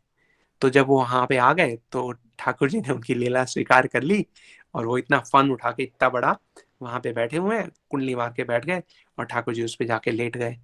तो देखिए भगवान जब आते हैं तो उनके पीछे पीछे परिकर आते हैं। दीदी ने एक और बहुत सुंदर कथा की, उन्होंने बताया कि किस प्रकार दो चोर, है ना, ठाकुर जी के पास जो मिलता है वो उनके आभूषण देखकर उनको उठाकर ले गए। अब हम यहाँ पे अगर 1 मिनट रुके और स्वयं पे नजर डालें तो ये देखें कि काफी समय तक हमारी भी भक्ति कुछ कुछ ऐसी थी। हम भी ऐसी चोर डाकू लुटेरे डकैत, यही हमारा जो है अंतःकरण है। लेकिन इसकी अब शुद्धि हो रही है क्योंकि हम भक्तों के साथ हैं। ये भक्तों का समय पाने से पहले, सत्संग का लाभ उठाने से पहले हम लोग क्या थे? हम यही चोर डकैत ही तो थे। ठाकुर जी के पास से क्या मिल सकता है उसकी कितनी तीव्र इच्छा थी हमारे पास। ठाकुर जी नहीं चाहिए, हम सब के सब दुर्योधन थे। कितनी बार हम इस कथा का वो करते हैं, पाठ करते हैं, डिस्कस करते हैं ये कॉन्सेप्ट कि दुर्योधन जाते हैं भगवान के पास ये देखने के लिए कि भगवान से क्या मिल सकता है, भगवान के पास क्या है जो हम ले लें। और अर्जुन जाते हैं भगवान के पास भगवान के लिए, है ना। तो यही जो तत्व था, ये दीदी ने आज बड़ी सुंदर एक लीला बताकर हमें हाईलाइट किया है कि ये जो चोर हैं, जब वो चोर आते हैं और ठाकुर जी के जो आभूषण के लालच में उनको उठा लेते हैं, है? लेकिन अगर हम ठाकुर जी का वर्ण वाहन करेंगे इस भाव के साथ भी कि भाई हमें ठाकुर जी से कुछ चाहिए, लेकिन ठाकुर जी की सेवा तो करें इस बहाने। भगवान कहते हैं ना, चतुर्विधा भजन्ति माम, 4 प्रकार के लोग आते हैं, आप सब लोगों ने सुना हुआ है। आप में से किसी को याद है वो 4 प्रकार के लोग कौन कौन है? कोई बता सकता है अनम्यूट करके, कोई बताना चाहेगा? हरे कृष्णा प्रभु जी, उसमें ज्ञानी हो गए, अर्थार्थी हो गए, जिज्ञासु जी, एक और अर्थ तो जिज्ञासु अर्थ और ज्ञान। अर्थ जी, बहुत सुंदर, थैंक यू दीदी। हरे कृष्णा।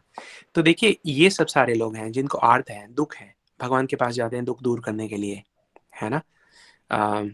लेकिन चलिए भगवान के पास तो गए, उनको ये पता तो होना चाहिए कि भगवान कौन है। मांगना है तो किससे मांगे? मांगना है तो भगवान से ही मांगे।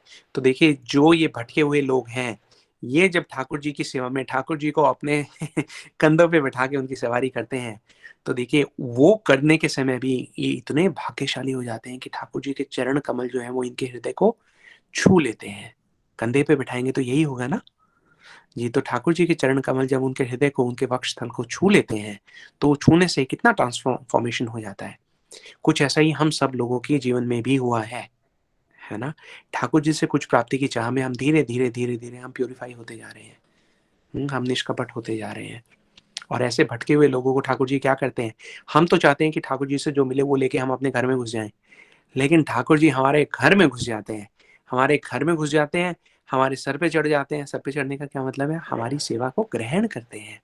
और उसके बाद हम तो सोचते हैं कि हम अपने घर जा रहे हैं, लेकिन वो सोचते सोचते सोचते सोचते ठाकुर जी हमें अपने धाम ले जाते हैं, है ना। वो घर जो पहले एक मकान था ईंट रोड़े का, वो मंदिर बन गया है। अब जब हम अपने घर में ही प्रवेश करते हैं तो हमें पता नहीं लगता, लेकिन हम ठाकुर जी के घर में प्रवेश कर रहे हैं, क्योंकि अब हमारा जो घर है वो हमने एक मंदिर में परिवर्तित कर दिया है। ये जो चोरों की यात्रा है, ये हमारी यात्रा है ना। हम लालच में किसी भी कारण से, या देखिए जैसे आप लोगों ने अभी बताया कि मान लीजिए हम जिज्ञासु हैं, ज्ञानवान तो हम है नहीं, आप सॉरी मतलब मैं अपनी बात कर रहा हूँ कि नहीं है, लेकिन किसी भी लालच में किसी से भी येन केन प्रकार हम किसी भी प्रकार से ठाकुर जी की तरफ जब अपना ध्यान केंद्रित कर लेते हैं, तो उससे ही हमारी सुकृति जो है वो बनने लगती है। और वो बढ़ते बढ़ते एक दिन इतनी प्रगाढ़ हो जाती है कि वो सुकृति के प्रभाव से हमारा एक जो घर था, जो पाप का केंद्र ही था, वो अब एक मंदिर बन जाता है। और देखिए उसमें दीदी ने कितनी स्वीट, कितनी मधुर एक बात बताई है कि जो जो चोर है वो ये सोचने लगते हैं कि ओहो आज तो क्या कहते हैं, चंडी माई की कृपा से हम बच गए, है ना, दुर्गा जी की कृपा से बच गए। तो इस जगत में जो भी बचता है, जो भी ठाकुर जी की शरण में जाता है, वो दुर्गा जी और शिव जी की कृपा से ही जाता है ना। अदरवाइज कोई जा ही नहीं सकता, जा ही नहीं सकता। जिन लोगों ने रामचरितमानस का पाठ किया है उन लोगों को तो पता ही है, तुलसीदास जी ने शुरू में ही कह दिया है कि जो शिव जी की कृपा का पात्र नहीं हो सकता उसको राम कथा के अंदर प्रवेश का अधिकार ही नहीं है। राम नाम ही वो नाम है जिसकी कृपा से अविनाशी शिव जी काशी में मरते समय एक व्यक्ति को मुक्ति की प्राप्ति करा देते हैं। मुक्ति कैसे मिलती है? मुक्ति क्या होती है? क्या वो सीधा भगवान के धाम चला जाता है? नहीं। जब देखिए जो गुरुजी होते हैं, गुरु तत्व क्या है, जब गुरुजी हमें हरि नाम देते हैं तो हमारे कान में भगवान का नाम बोलते हैं, है ना। ये है वैष्णव गण, और वैष्णव में सबसे बड़े कौन है? वैष्णव नाम यथा शंभु। तो शिव जी हमें मरते समय जब हमारे नाम में राम का नाम लेते हैं, तो इसका मतलब शिव जी ने हमें अपना शिष्य स्वीकार कर लिया। और शिव जी तो इतने करुणामयी है कि वो एकदम गए से गए, पतित से पतित जीव को भी अपनी शरण में लेके ठाकुर जी के सेवा में स्थापित कर सकते हैं। तो जब ऐसा होता है तो हमें ठाकुर जी की सेवा का अवसर मिलता है। हम सब लोगों को एक बात बहुत ध्यान से, ये वाला तत्व हम सबको पकड़ के रखना चाहिए, ये याद रख लेना चाहिए कि आज हम देखिए आर्थिक स्थिति से हर कोई अलग अलग अलग स्थिति में है। संसारिक भौतिक दृष्टि से हम सबकी स्थितियां एक जैसी हो ही नहीं सकती, लेकिन अपने अपने स्थान पर सब जगह हम बहुत बड़ी कृपा का पात्र हैं। अगर कोई व्यक्ति ये समझता है कि आर्थिक, संसारिक, भौतिक दृष्टि से इस वक्त वो संतुष्ट नहीं है, तो भी ये याद रख ले कि पिछले जन्मों में इतनी संतुष्टि कर ली थी हमने कि हमने ठाकुर जी से प्रार्थना की कि ये सब सारी संसारिक वस्तुएं जो हैं ये हमारे भजन में एक बाधा है, आप ये बाधा हर लीजिए। तो ठाकुर जी ने भक्ति को आगे बढ़ाने के लिए आपको प्रसन्न होकर ऐसा आशीर्वाद दिया है कि आज वो जो सांसारिक बाधाएं हैं वो आपको भक्ति से रोक नहीं रही, बल्कि आपके जो हालात हैं उसमें आप भगवान को और तीव्रता से याद कर पा रहे हैं, है ना। तो इतना सुंदर जो दीदी ने हमें सीख दी है उसके लिए हम उनको फिर से एक बार प्रणाम करते हैं। उसके बाद दीदी ने एक और बहुत सुंदर कथा की, देखिए उसमें भी कितना गूढ़ तत्व उन्होंने हमें बताया। ब्राह्मण जो है वो आ गए हैं, है ना, घर पे आ गए हैं, अपने शालिग्राम भी है उनके पास, उनकी जो वो है सेवा की इच्छा वो बहुत तीव्र है। तो हम सब लोग यहाँ पे एक क्षण रुककर हम देखें कि हमारे घर में भी तो ठाकुर जी विराजमान है किसी न किसी रूप में। क्या हमारे अंदर भी वही तीव्र भाव है सेवा का जो उस विप्र में था, जो उस ब्राह्मण में था, जो भगवान के घर पहुंचा? भगवान के घर कोई भी क्या ऐसे ही पहुंच गया? ऐसे ही नहीं पहुंचा, ठाकुर जी की कृपा हुई है। ठाकुर जी की कृपा कैसे हुई है? क्योंकि उन्होंने ठाकुर जी की कृपा के लिए बहुत बहुत भजन किया है, बहुत तप किया है। क्या, कैसा? सेवा का। सेवा भाव उनका इतना तीव्र था कि उन्होंने कहा कि जब तक ठाकुर जी को भोग नहीं लगाऊंगा मैं अन्न का एक दाना नहीं लूंगा, है ना। ठाकुर जी को भोग लगाते हैं। और देखिए भौतिक जगत में ठाकुर जी को भोग लगाना, आप सब अपने अपने एक्सपीरियंस से बताइए। आप ही देखिए कि कई बार जब हम भक्ति में प्रवेश ही कर रहे होते हैं तो ठाकुर जी को भोग लगाना भी एक इतना बड़ा चैलेंज के जैसा हो जाता है हमारे लिए। हर एक घर में रहते हुए, गृहस्थ आश्रम में रहते हुए ठाकुर जी को भोग लगाना कोई बहुत भाग्यशाली होता है जिसके लिए आसान होता है। अदरवाइज पुराने जन्मों के कर्मों के कारण कई बार भोग लगाना भी आसान नहीं होता। वो आसान क्यों नहीं होता? हमने पुराने जन्म में जब हमारे पास ठाकुर जी की सेवा का, उनकी भोग सेवा का अवसर हमारे समक्ष प्रस्तुत हुआ तो हमने उसे लाइटली लिया, हमने वो उसका सही से लाभ नहीं उठा पाए। इसलिए इस जन्म में हमें वो जो सेवा मुश्किल से मिल पा रही है। लेकिन मुश्किल हो या फिर आसान हो, हमें जो सेवा है वो पूरी तीव्रता के साथ करनी है। यहाँ पे ब्राह्मण देवता ने क्या किया, हालांकि ठाकुर जी स्वयं आ गए उनका भोग ग्रहण करने के लिए, लेकिन उनको ये नहीं पता था, इसलिए उन्होंने परिस्थितियों का मुकाबला करते हुए एक बार दोबारा से उन्होंने भोग लगाया। देर रात हुए जा रही है, उनके लिए बहुत बहुत कठिन है ये सब सारा करना, लेकिन फिर भी वो कर रहे हैं, है ना। हमें सीख दे रहे हैं। दीदी ने ये लीला जो चुनी है ये हम सब लोगों को एक सीख देने के लिए चुनी है कि हम सब भी सोचें कि जब हमारे पास, जब when we face challenges in our lives और हमें लगता है oh this is getting really difficult, do we choose a easy way out or do we choose the right way out, है ना। एक है शुभ इच्छा, एक है अशुभ इच्छा। हमारे मन में क्या आता है? ठाकुर जी की सेवा की इच्छा क्या हम तीव्र कर पाते हैं? अपने भजन का ताप क्या हम बढ़ा पाते हैं? ब्राह्मण ने बढ़ाया, उन्होंने दोबारा किया, और जब तीसरी बार करने से भी वो थोड़ा हिचकिचा रहे थे तो देखिए हमारी रक्षा के लिए कौन आते हैं? जो भगवान श्री बलराम का अंश है, विश्व रूप जी, वो कौन है? भगवान श्री बलराम जी का ही अंश है। तो भगवान श्री बलराम जी का अंश जो है वो स्वयं आते हैं और हमें आके बोलते हैं कि आप सेवा में कठिनाई आए भी तो भी अपनी सेवा को आप रोकिए मत, एक बार दोबारा प्रयास कीजिए। तो ये प्रयास हमें करना है। भगवान बलराम जी कौन है? नित्यानंद प्रभु कौन है? अखंड गुरु तत्व है ना। हमारे जो गुरु वर्ग हैं वो उन्हीं के अंश हैं, उन्हीं के रिप्रेजेंटेटिव हैं। तो वो आते हैं हमारे जीवन में वो बार बार ये बताने के लिए कि हमारे जीवन में आने वाली कितनी भी कठिनाइयां आए, हमें अपनी भक्ति का प्रयास जो है सतत जारी रखना ही रखना है। तो वो जब ऐसा उन्होंने कहा, गुरु की आज्ञा मानकर जब उन्होंने अपना प्रयास जारी रखा तो क्या हुआ? दीदी ने बताया ना हमें क्या हुआ। ठाकुर जी ने स्वयं दर्शन दिए, और देखिए क्या अद्भुत दर्शन दिए। भगवान तो अपने चतुर्भुज रूप का दर्शन करते हैं, लेकिन यहाँ पे उन्होंने अपने अपूर्व अष्टभुज रूप का दर्शन दे दिया। शंख चक्र गदा पद्म तो वो धारण करते ही अपने चतुर्भुज में, लेकिन दूसरे रूप में उन्होंने क्या किया? देखिए नवदीप में क्या लीला दिखा रहे हैं ठाकुर जी। एक हाथ में मक्खन था, दूसरे हाथ से मक्खन खा रहे हैं, बाकी जो दो हाथ है उनसे बांसुरी बजा रहे हैं। उनकी शोभा क्या की जाए। दीदी ने बहुत अच्छे से एक्सप्लेन पहले ही कर दिया है, तो उसमें कुछ ज्यादा कहने की जरूरत नहीं। लेकिन ये जो लीलाएं हैं, ये लीलाओं को सुनने के साथ साथ हमें ये भी समझना चाहिए कि उसका तत्व क्या है ना। तत्व जब तक हम अपने हृदय में ग्रहण नहीं करेंगे, हम लीला का पूरा पूरा लाभ नहीं उठा पाएंगे।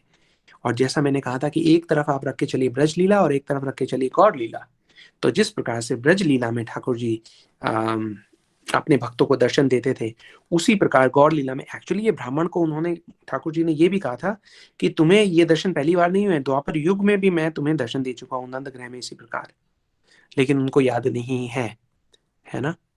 हमें भी याद नहीं है, हमें भी याद नहीं है कि कितनी बार जन्म जन्म में हम ठाकुर जी की भक्ति की ओर थोड़ा थोड़ा बढ़ते बढ़ते आज हम वहां पे आ पहुंचे हैं जहां पे हमें ठाकुर जी का मैसेज इतना क्लियरली सुन रहा है।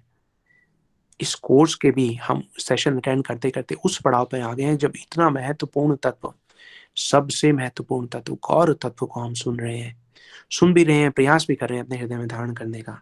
तो ये हमारा बहुत बहुत बहुत बड़ा सौभाग्य है ना। तो लेकिन क्योंकि गौर तत्व है, हम पहले भी सुन चुके हैं कि ये थोड़ा सा छिपा हुआ तत्व है, गुप्त अवतार है। तो ठाकुर जी ने उनको बोल दिया कि भाई देखिए आप इसके बारे में किसी को बताइएगा नहीं। तो ये अब उनके लिए बहुत मुश्किल है कि ठाकुर जी के किसी को बताए नहीं, लेकिन ठीक है, उन्होंने ठाकुर जी के दर्शन हुए, वो बहुत कृतार्थ हुए। उसके बाद ये भी कहा गया है कि वो उसके बाद नवद्वीप से गए ही नहीं, नवद्वीप में ही निवास करने लगे, क्योंकि भगवान के दर्शन पाकर किसी और को कहीं और जाने की इच्छा ही नहीं होती है। आप भी याद रखिए कि जब आप रोज भगवान की भक्ति करते हैं, भगवान के जो नाम है उसका उच्चारण करते हैं, महामंत्र का जब उच्चारण करते हैं, तो हमारे घर में किए हुए महामंत्र का उच्चारण हमारे घर को एक मंदिर बना देता है। मंदिर में ठाकुर जी स्वयं रहते हैं, फिर हमें कहीं और जाने की जरूरत ही नहीं है। ठाकुर जी की शरण छोड़ के हमें कहीं जाने की कोई आवश्यकता ही नहीं है। देखिए भगवान श्री गौर सुंदर ने बहुत बहुत बहुत लीलाएं की हैं। जो प्रमुख लीलाएं वो तो दीदी ने बताई, और क्या बताई कि पूरा तत्व हमें इंस्पायर किया, हमें प्रभावित किया उन सब सारे तत्वों के बारे में बात करने का, उनके दर्शन करने का, क्योंकि उसी से हम आगे आगे बढ़ेंगे। उनकी जो ब्राह्मण की हमने देखी कितनी कितनी उनकी भक्ति थी, कितना उनका हृदय जो था वो बिल्कुल साफ था। राम जी बोलते ना, निर्मल मन जन सो मोहि पावा, मोहि कपट छल छिद्र न भावा। तो यही, अच्छा ये चीज भगवान श्री गौर सुंदर ने दिखाई भी गौर लीला में। जब वो वहां पे गंगा जी में जाते थे तो वहां पे वो देखते थे कि कुछ ऐसे ब्राह्मण भी हैं जो थोड़े से जिनको पाखंडी मानते थे। तो ये उस समय का मतलब जो एक हम ये कह सकते हैं कि सामाजिक प्रभाव था कि काफी सारे लोगों को ये पता ही नहीं था कि क्या है, हो रहा है क्या नहीं हो रहा है ना। जो शुद्ध वैष्णव थे वो बहुत कम थे, बाकी लोग जो पाखंड करते थे, ठाकुर जी क्या करते थे, उनकी टांग खींचते थे, है ना। वो अगर गंगा जी में जल में खड़े होके सूर्य को जल दे रहा है, मंत्रों का जाप कर रहा है ना, तो भगवान उसके अंदर गंगा के अंदर तैरते तैरते चले जाते। छोटे बच्चे थे ना, तो उनका फिर पैर पकड़ लेते थे, उनको खींच लेते थे। तो ब्राह्मण बड़े दुखी होते थे, शिकायत करते थे, बोले क्या हो गया। तो फिर उनको जो है ठाकुर जी दूर जाके पानी से निकल आते थे, हंसते थे, ताली बजा के भाग जाते थे। तो सब लोग उनसे बड़े परेशान होते थे कि भाई ये क्या करते हैं। लेकिन अगर हम इसको ध्यान से देखें तो देखिए, अगर हम पाखंड ही करेंगे, हम कितने ही सूर्य को जल देने, लेकिन हमारे मन में अगर भक्ति भाव नहीं होगा तो ठाकुर जी ने उनका पैर नहीं खींचा, ये तो उनका पतन निश्चित है। तो हमें इसको तत्व इस प्रकार से समझना चाहिए कि अगर हम भगवान की भक्ति नहीं करेंगे तो गंगा जल में भी जाके अगर हम खड़े हो जाएं, गंगा जल में लोग क्यों जाते हैं? अपने पाप का प्रक्षालन करने के लिए, पाप से मुक्ति पाने के लिए। लेकिन गंगा जल भी हमारी रक्षा नहीं कर सकता, हमारा पतन हो जाएगा, हम गिर जाएंगे। गंगा जल में रहते हुए गिर गए, गंगा जल में रहते हुए उनका पतन हो गया। ठाकुर जी देखिए कितना बड़ा तत्व बता रहे हैं। बहुत सुंदर सुंदर तत्व एस्टेब्लिश किए हैं भगवान श्री गौर सुंदर ने अपनी बाल लीला में। तभी देखिए बाल लीला का थोड़ा सा इंपॉर्टेंट हो गया। और एक्चुअली बाल लीलाएं तो इतनी सारी हैं कि हम उसमें से बहुत सारी लीला आज कवर नहीं भी कर पाएंगे, समय की अपनी सीमा है। हालांकि मुझे पता है कि आप लोग बहुत पेशेंट है, बहुत धैर्य रखते हैं मैं जैसे व्यक्ति के साथ, लेकिन हम उसको शॉर्ट में करने का प्रयास करेंगे आज। तो बात कर रहे थे कि अगर कोई पाखंडी टाइप का है, वो कर रहा है, तो ठाकुर जी ये उनके साथ करते थे। और ये भी समझ लेना चाहिए कि ठाकुर जी नहीं करते थे, बल्कि वो उनको बता रहे थे कि ऐसा करोगे तो ऐसा होगा।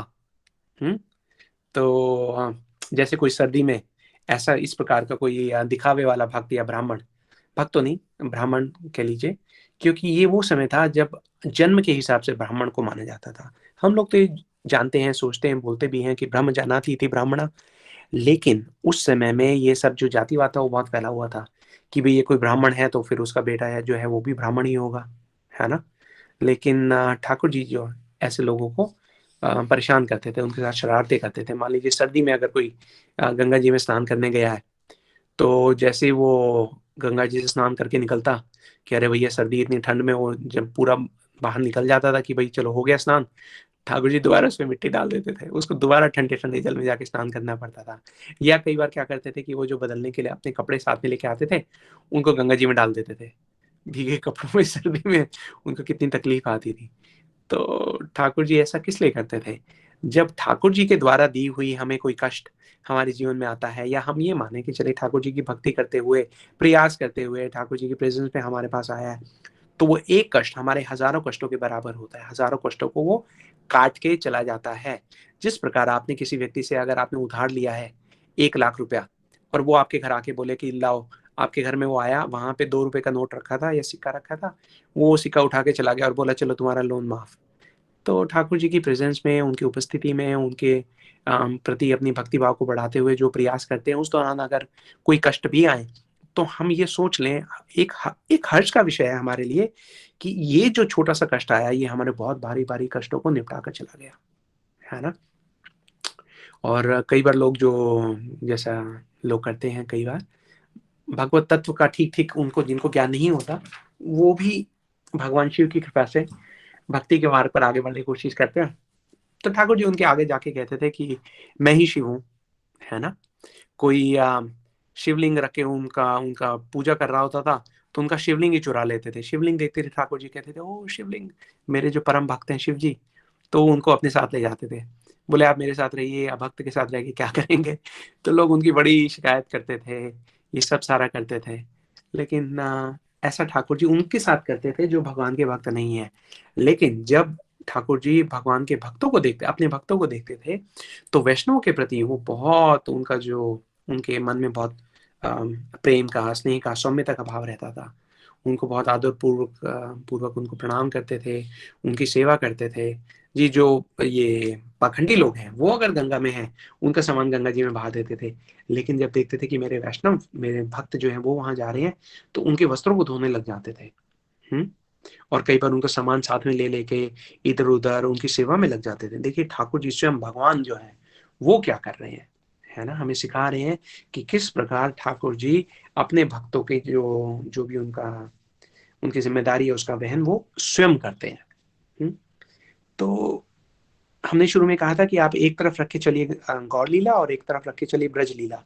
आपके मन में दृढ़ विश्वास हो जाना चाहिए। जब तक आप ये नहीं समझेंगे कि भगवान श्री गौर सुंदर चैतन्य महाप्रभु निमाई और कोई नहीं, वो स्वयं भगवान राधा कृष्णा का मिलित रूप ही है, तब तक आप अपनी भक्ति में आगे बढ़ ही नहीं सकते। इसीलिए इस बात को थोड़ा सा एम्फसाइज, थोड़ा सा नहीं ज्यादा एम्फसाइज करना हमारे लिए बार बार बहुत जरूरी है। क्योंकि काफी लोगों को छोड़ दीजिए, मैं तो अपनी बात कर रहा हूँ कि जब हमें भक्ति के बारे में थोड़ा थोड़ा पता लगना शुरू हुआ, तो हमें तो कोई आइडिया ही नहीं था भगवान चैतन्य महाप्रभु कौन है, नित्यानंद प्रभु जी कौन है।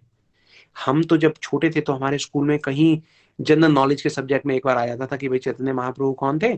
चैतन्य महाप्रभु जी जो थे वो एक भक्त थे, बंगाल में पैदा हुए थे। बस एक क्वेश्चन आता था कि चैतन्य महाप्रभु जो थे वो क्या थे, भक्त थे या भक्त थे, ऐसे आप सही सेलेक्ट कीजिए।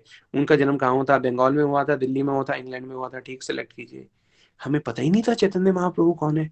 और आज हम अपने दुर्भाग्य पे इतना हमें खेद होता है कि हमें यही नहीं पता था। नित्यानंद प्रभु जी का तो नाम ही नहीं है। देखिए, जिनके बिना हमारी भक्ति की शुरुआत ही नहीं हो सकती, उनके बारे में हमारे भारत समाज में कोई जानकारी ही नहीं है। दुर्भाग्य की इससे बड़ी सीमा और क्या हो सकती है। इसलिए हम इसको थोड़ा सा एम्फसाइज कर रहे हैं कि इस बात को आप अच्छे तरीके से समझिए। दोनों को पैरेलल लीला को रख रख के देखिए, ताकि आपको पता लग जाए कि ये जो दोनों लीला हैं ये कितनी कितनी आवश्यक है हमारे लिए, है ना। जिस प्रकार से जो बाल गोपांगनाएं थी ब्रज में, उनके साथ ठाकुर जी हंसी ठट्ठा करते थे, उसी प्रकार से यहाँ पे गौ लीला में भी हम देखते हैं कि कई बार जो छोटी छोटी लड़कियां हैं वो शिव जी की वो पूजा करती थी, पार्वती जी के लिए व्रत वगैरह रखती थी। आपने देखा होगा कि समाज में ये जो प्रचलन है ये काफी है कि भाई अच्छे पति के लिए आप जो है 16 सोमवार का व्रत रखिए।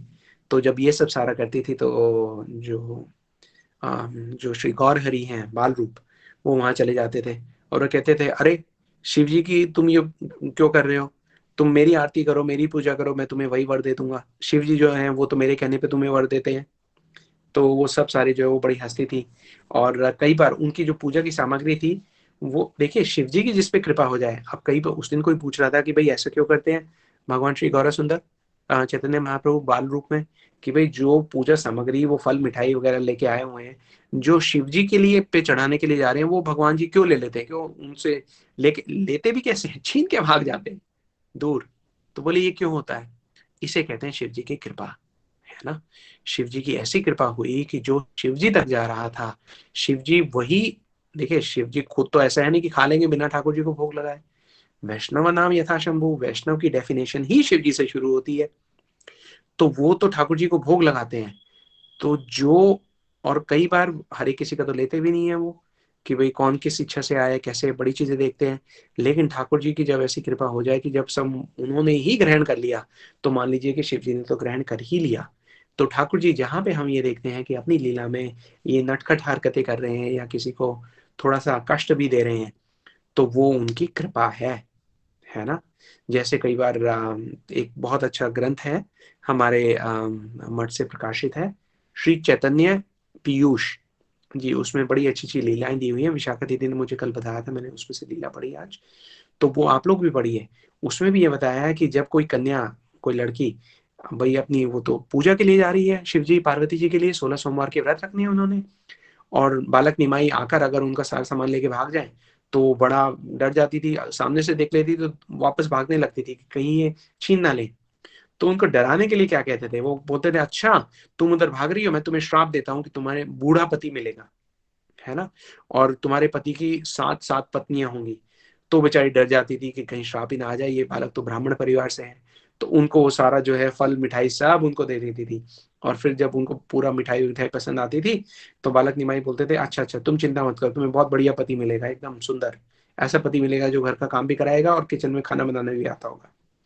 तो फिर वो उनसे बड़ी जो है प्रसन्न हो जाती थी, और प्रसन्न हो जाती, देखिए प्रसन्न तो वो वैसे भी रहती थी, भगवान को देखकर उनके मन में इतना इतना हर्ष होता था जो जिसका हम बखान नहीं कर सकते। लेकिन ऊपरी अगर हम देखें तो ऊपरी दृष्टि से वो ये कहती थी कि भाई शिकायत करती थी। लेकिन अगर कभी बालक निमाई संकट में पड़ जाए तो उनके रक्षण के लिए भी वो सहयोग देती थी। जैसे कि अगर मान लीजिए कई बार क्या होता था, जो भगवान गए गंगा जी के तट पे, वहां पे खूब सारे ब्राह्मण हैं, उनको फिर से कष्ट दिया उन्होंने, छिड़ा, और कष्ट देने के बाद वो वहां से भागे, तो वो सब ने आके जो है वो ब्राह्मण गंगा जी से निकले और रास्ते में उनको मिल गए जगन्नाथ मिश्र जी। तो उन्होंने उनको वो दिया, शिकायत उलाहना दिया। उन्होंने कहा कि देखिए आपका जो निमाई है वो अभी अभी यहाँ पे 1 सेकंड पहले गंगा जी में था, हमें बड़ा परेशान करके भागा है। तो जगन्नाथ मिश्र जो है वो बड़े वो हो गए, क्रोधित हो गए। तो उन्होंने कहा कि अच्छा मैं अभी देखता हूँ कहाँ है वो, कहाँ है। लेकिन वो निमाई क्या करते थे, इतने भाग के अपने घर पहुंच जाते थे, और भाग के वहां पे ना अपने हाथ में इंक लगा लेते थे, स्याही, जैसे पढ़ के आ रहे हो, पढ़ाई करके आ रहे हो और मिट्टी में खेल के आ रहे हो।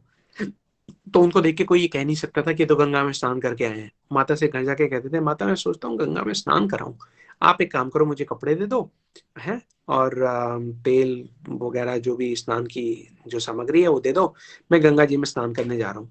तो उनके देख के शची देवी जी को भी ऐसे ही लगता था कि हाँ ये तो स्नान करने की आवश्यकता है, इसको देख के तो लग रहा है कि ये स्नान तो करके ही नहीं आया। तो बोले जा बेटा स्नान करा। अब जैसे स्नान करने की तैयारी में वो घर से बाहर निकलने लगते थे तो जगन्नाथ मिश्रा जी आते थे क्रोधित होकर कि कहाँ है इसने गंगा जी में वो लोगों को परेशान किया है। बोलते थे अरे कमाल है, मैंने गंगा जी में वो परेशान किया किसी को, ये देखो मैं तो घर में बैठा हूँ। और उनको देख के लगता भी ऐसा था कि घर में बैठे हैं। और जब जगन्नाथ मिश्रा जी उनको देख ही रोते थे, उनको समझ में नहीं आ रहा था कि सच्चा कौन है झूठा कौन है। इतने में बालक निमाई जो है उनकी गोदी में चढ़ जाते थे, बड़े मधुर मधुर उनको अपनी वाणी में फंसा लेते थे। बोले आप सब इन लोगों की उस पर ध्यान मत दिया कीजिए, है ना। तो उनको ये बताने के लिए कि आपकी शिकायत हो गई है, जो वहां की छोटी छोटी बालिकाएं थी वो आती थी निमाई के पास भाग के कि भैया तुम्हारी शिकायत हो गई है, देख लो अब तुम भागो फौरन अपने घर। तब जाके ये सब सारा स्वांग रचाते थे बाल निमाई, है ना।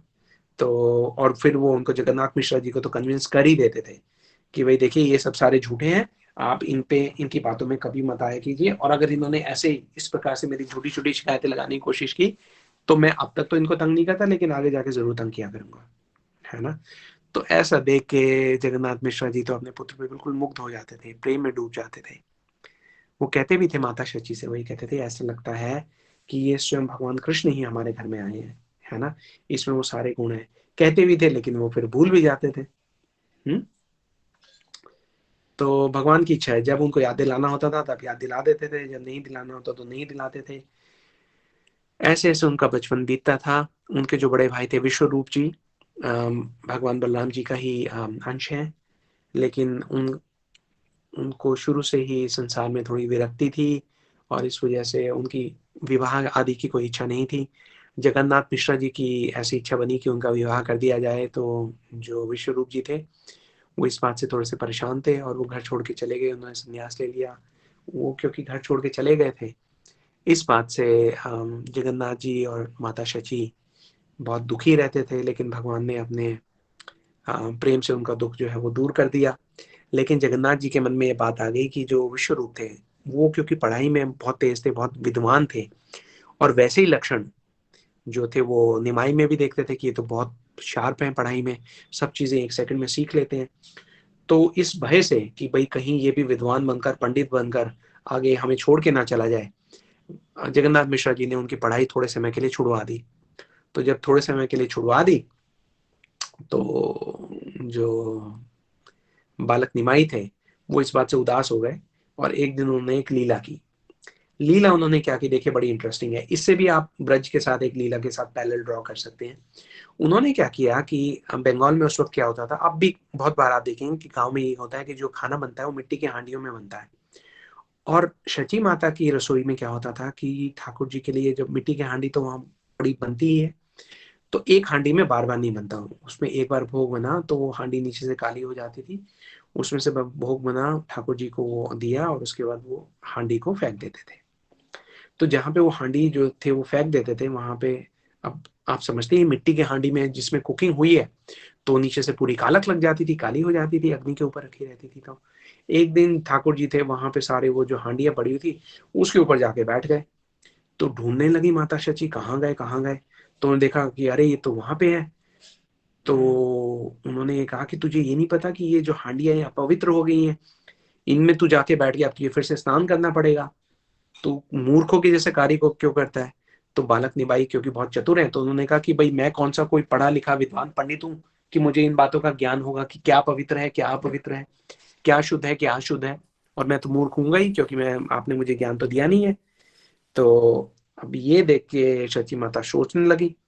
अब जब वो सोचने लगी तो फिर उसके बाद उन्होंने ये भी कहा, है ना, एक तरफ ये कह रहे कि मूर्ख मुझे नहीं पता, और दूसरी तरफ उन्होंने उनको वहां पे भगवत तत्व का ज्ञान भी दे दिया, लेकिन इस प्रकार से दिया कि माता जो है अपने वात्सल्य भाव में उसको ज्ञान को, जो भगवान का भगवत ऐश्वर्य है, वो माता के स्नेह का छेदन नहीं कर पाया।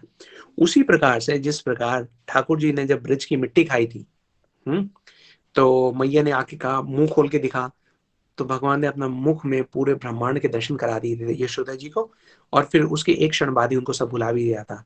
तो उसी प्रकार से यहाँ पे मिट्टी की हांडियों पे बैठकर भगवान जो है अपनी माता को बता रहे हैं कि जहां पे मैं हूं वो जगह तो तीर्थ बन जाती है, वो अपवित्र कैसे रह सकती है।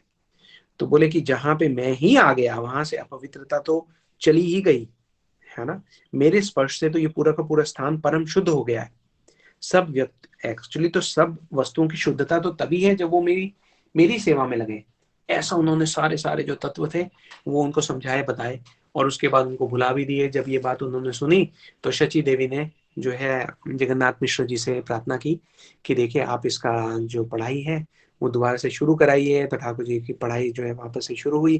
ठाकुर जी को तो पढ़ने की कोई आवश्यकता है नहीं, लेकिन उनकी इच्छा थी, है ना, कि वो एक पंडित बने, पंडित बनने के बाद संन्यास लें, संन्यास के बाद जब वो भक्त बनेंगे तब लोग कहेंगे। कई बार देखिए संसार में लोग क्या देखते हैं कि मान लीजिए कोई भक्त हो गया तो ये सोचते हैं तो खाली लोगों के काम है, जो भौतिक जीवन में जिसको सफलता नहीं मिली उन लोगों के काम है। ऐसी एक धारणा हम अपने समाज में देखते हैं।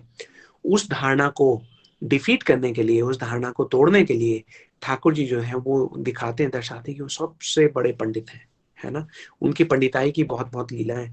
लेकिन इस वक्त मुझे कुछ और याद आ गया, जैसे ही मैंने ये बोला कि हांडियों पर वो बैठे और वहां को उस स्थान को अपवित्र माना गया, और उसके पहली वाली लीला में जब हम शिव जी की बात कर रहे थे तो देखिए शिव जी का जो है कृपा वो ऐसी आज हम पर आ रही है कथा के बीच में ही। ये थोड़ा सा अनस्केड्यूल्ड है, हमने सोचा नहीं था, लेकिन उसका भी एक कारण रहा होगा, क्योंकि देखिए परसों शिवरात्रि है है ना। शिव जी जो हैं वो हमारे he is first port of call, ठीक। तो शिव जी की जो कृपा हमें मिलती है तभी हम आगे बढ़ते हैं, है ना। शिव अनंत संहिता में देखिए कहा भी गया है, शिव जी पार्वती जी को बता रहे हैं। अभी हमने अद्वैता प्रभु की बात की ना, तो देखिए ये सब सारी चीजें जो गौर तत्व है, एक बार फिर से मैं आपको कहूंगा कि आप समझ लीजिए कि ये स्पेशल अवतार है, बहुत बहुत बहुत स्पेशल अवतार है, क्योंकि इसमें राधा कृष्ण दोनों इकट्ठे होके ही आए हैं इसलिए। और देखिए युग धर्म की स्थापना, हरिनाम संकीर्तन जो उन्होंने कहा, वो हमारे लिए कितना बड़ा संबल है, वो हमें यहाँ से टालने के लिए आते हैं। और ये बात मैं नहीं कह रहा, मैं अब आपको थोड़ा सा ये बता रहा हूँ, याद आ गया अनंत संहिता में शिव जी स्वयं पार्वती जी को कह रहे हैं कि राधा कृष्ण दोनों मिलकर आएंगे गौरंगा महाप्रभु के रूप में। कहाँ आएंगे? नवदीप धाम में, जो वृंदावन का ही रूप है, खुद बता रहे हैं। और किस लिए आएंगे? वो आएंगे निकुंज का नित्य प्रेम धन प्रदान करने के लिए ही आएंगे। तो कई बार ये क्वेश्चन आता है, और हमने पिछली क्लास में एक बार डिस्कस भी किया था शॉर्ट में, नित्यानंद त्रयोदशी में भी हमने शायद ये बात की होगी कि जब ये आते हैं तो वेद व्यास जी जब भगवान के अवतारों का वर्णन कर रहे हैं कि भाई भगवान आ रहे हैं, कब आ रहे हैं, तो उन्होंने ये क्यों नहीं क्लियरली क्यों नहीं बताया वहां पे? उसका कारण है भगवान की इच्छा। भगवान ने, आपको याद होगा अभी हमने जिस लीला की बात की, ब्राह्मण विप्र उनके घर में आए, उन्होंने भोग लगाया, ठाकुर जी ने दर्शन दिए, लेकिन उनको ये बोल दिया कि तुम किसी को ये नहीं बताओगे कि मैं स्वयं भगवान हूं। क्यों? क्योंकि भगवान की ऐसी इच्छा है।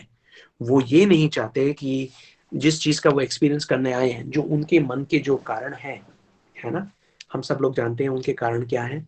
स्वरूप दामोदर जी कहते हैं, कई चंद राधा महिमा, कई चंद मधुरिमा, कई चंद सुखती हो भोर। 3 कारण है राधा महिमा, है ना। श्रीमती राधा रानी के प्रेम की क्या महिमा है, ये जानने आए हैं, पहला कारण। दूसरा, स्वयं के रूप की मधुरिमा का आस्वादन करना चाहते हैं। इसको हमने पिछली बार भी कहा था कि sugar wants to taste sugar, है ना। मधु को मधु का आस्वादन करना है। शहद जानना चाहता है कि उसके अंदर की जो मिठास है वो क्या है। तीसरा कारण, राधा रानी को कृष्ण प्रेम में क्या सुख मिलता है ना। तो ये तीनों चीजें जानने के लिए वो यहाँ पे आए हैं। तो ये गुप्त, मतलब वो इस चीज को गुप्त रखना चाहते हैं ताकि कोई व्यवधान ना आए।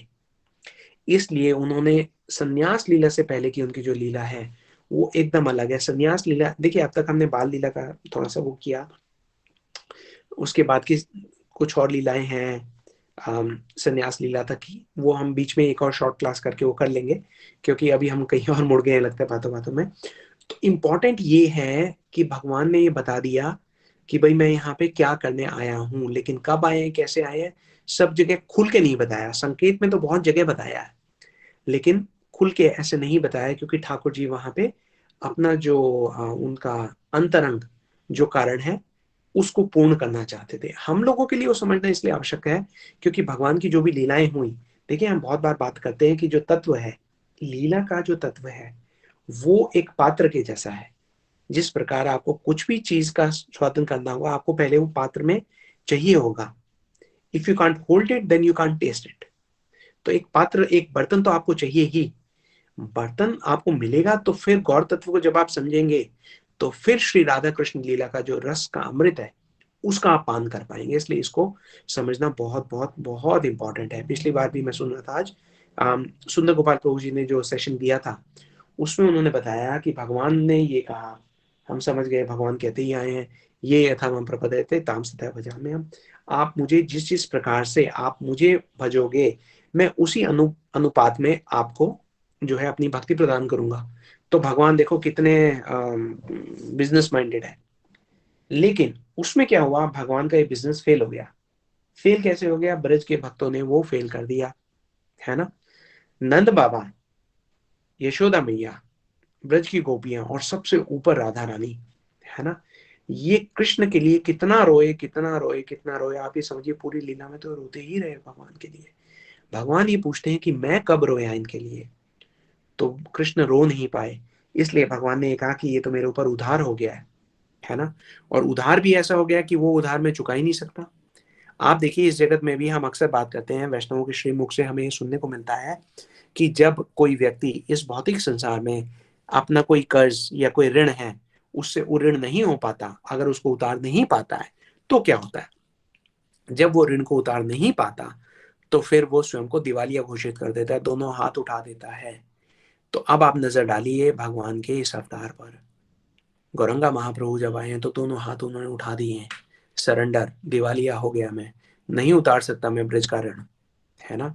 इतना वो नहीं रो पाए, इसलिए इस बार जब भगवान आए हैं तो वो आए ही अपने भक्तों के लिए, रोने के लिए, है ना। और हमें भी सिखा रहे हैं कि किस प्रकार रोना है। देखिए ठाकुर जी तो जब मिले हैं, जिसको मिले हैं, रो रो कर पुकारने से मिले हैं, अदरवाइज तो ठाकुर जी मिलते ही नहीं है। हम अक्सर बात करते हैं कि जब हम भगवान की लीला का श्रवण करें, भगवान के नाम का जब हम गायन करें तो इस प्रकार से करें कि हमारे आंखों में थोड़े आंसू आए, है ना, हमारे हृदय का थोड़ा मार्जन हो। जब तक वो नहीं होगा तब तक हम कैसे अपने हृदय को साफ कर पाएंगे, कैसे भगवत तत्व को समझ पाएंगे। यही करने के लिए तो गौर है। हमने बोला कि प्रचार तो, युग धर्म की स्थापना तो भगवान कृष्ण भी कर सकते थे, वो तो विष्णु तत्व भी कर सकते थे, लेकिन भगवान किस लिए आए? ये प्रेम रस को प्रदान करने के लिए आए हैं, है ना। सबको कह रहे हैं कि आइए मेरे साथ रोइए, मेरा जो कर्ज है सब मिल बांट कर चुकाइए। तो ये प्रेम रस ऐसा है जिसका जो आस्वादन करता है वो भक्ति की धारा में बहता चला जाता है, अश्रु धारा में। और ये जो प्रेम रस है, ये प्रेम रस कौन दे सकते? क्योंकि रस है, इसलिए रस केवल रास रासेश्वरी श्रीमती राधा रानी ही दे सकती है। कृष्ण के पास तो है ही नहीं, जिसके पास जो है ही नहीं वो देगा कैसे, है ना। तो इसलिए गौर लीला में भगवान का ये ऐसा कुछ मूड किया कि जो अब तक नहीं दिया है, कभी भी नहीं दिया है ना। वो भगवान ने अनर्पित धन जो उनके पास था वो दे दिया। ब्रज में कई बार कहते हैं कि कौन जानता श्री वृंदावन, कौन जानता राधा नाम, गौर रूप में प्रकट न होते, एक होए जो श्यामा श्याम। अगर गौर तत्व नहीं होता, अगर गौर अवतार नहीं होता, देखिए जो वृंदावन जिसे हम जानते हैं आज, आप में से आप लोग तो सब वृंदावन गए ही होंगे, है ना। तो अगर भगवान श्री गौरंगा महाप्रभु प्रकट न होते तो वृंदावन धाम जो थे ये तो लुप्त हो गए थे। ये तो भगवान ने आकर इनको फिर से प्रकाशित किया है ना। रूप गोस्वामी, सनातन गोस्वामी, उनको भेजा कि जाइए आप इस धाम को उजागर कीजिए।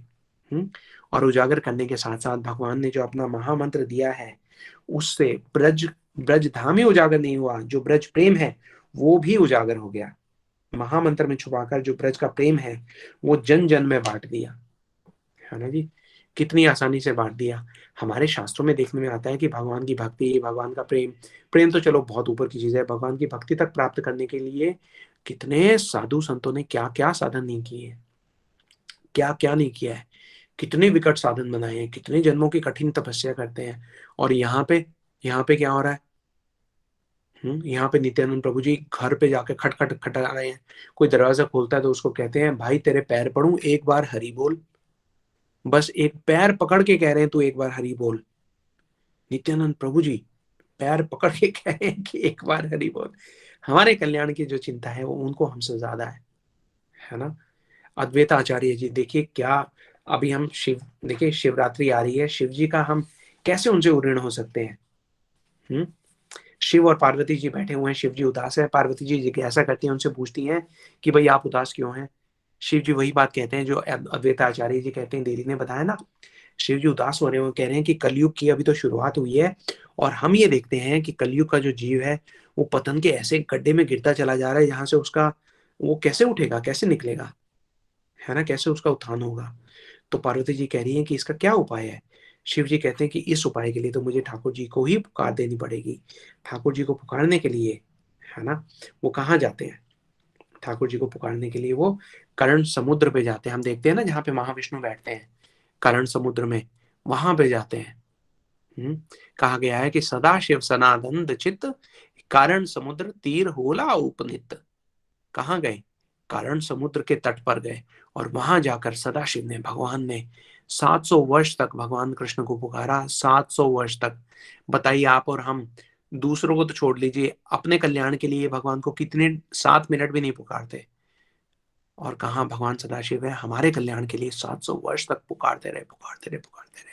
700 वर्षों के बाद ऐसा कहा गया है कि कर्ण सागर से महाविष्णु प्रकट हुए। महाविष्णु ने देखा और सदाशिव मेरे परम भक्त, तो वो भगवत पुकार से प्रसन्न होकर जब महाविष्णु और शिव जी ने एक दूसरे को कंठ से लगा लिया, जब एक दूसरे का आलिंगन किया, तो वहां पे वो दोनों मिलकर एक रूप बन गए। और जब एक रूप में वो परिवर्तित हो गए तो वहां पे हाथ उठाकर वो रूप जो है बोल रहा है और उनके मुख श्रीमुख से आवाज निकल रही है। क्या ध्वनि आ रही है? गौर गौर गौर गौर। जब गौर गौर की ध्वनि आ रही है तो सोच रहे हैं ये कहाँ से आ रही है ना। ये बहुत सुंदर डिस्क्रिप्शन है, किसी दिन डिटेल में करेंगे तो। एक ग्रंथ है श्री अद्वैत प्रकाश, उसमें बहुत सुंदर इसके वर्णन किया गया है। तो जब ऐसा होने लगा तो भगवान कृष्ण की आकाशवाणी होती है, वो ये कहते हैं कि आप हैं अद्वैत आचार्य। तो महाविष्णु और शिव जी, सदाशिव देखिए मिलकर अद्वैत आचार्य का रूप लेते हैं और वहां पे भगवान कृष्ण का आदेश आता है कि आप जाइए शांतिपुर में प्रकट होइए, मैं स्वयं आऊंगा नादिया में, शची देवी और जगन्नाथ मिश्र जी के घर में मैं स्वयं प्रकट होऊंगा। ये सब सारा ठाकुर जी बता रहे हैं, है ना ठाकुर जी। और देखिए हम जब हरे कृष्णा महामंत्र का जाप करते हैं तो हम पंच तत्व बोलते हैं ना, जय श्री कृष्ण चैतन्य प्रभु नित्यानंदा श्री अद्वैत गदाधर श्रीवासादि गौर भक्त वृंदा। तो कौन है? भगवान ने स्वयं बताया है, अद्वैत आचार्य जी को बताया कि आप जाइए, है ना। शंकर और महाविष्णु का जो मिलत अवतार बनेगा वो होगा अद्वैत आचार्य। भगवान स्वयं कहते हैं कि मैं स्वयं अपनी ह्लादिनी शक्ति श्रीमती राधा रानी के साथ मिलकर आऊंगा, एक रूप में गौरंग अवतार लूंगा, है ना। बलराम जी और अनंग मंजरी जो हैं वो नित्यानंद प्रभु जी के रूप में आएंगे। श्री राधा शक्ति और श्री राधा भक्ति ये दोनों मिलकर गदाधर पंडित जी के रूप में आएंगे। और नारद जी जो हैं, जो जीव तत्व हैं, वो श्रीवास जी के रूप में आएंगे, है ना। बोलिए श्री पंच तत्व की जय। ये हैं गौरांग अवतार में आए हुए भगवान के भक्त, उनकी टीम। ये टीम आकर हमें कितनी बड़ी करुणा का पात्र बना गई है, हमें महामंत्र हरे कृष्णा महामंत्र दे गई है। हमारे बस की तो कुछ भी नहीं है।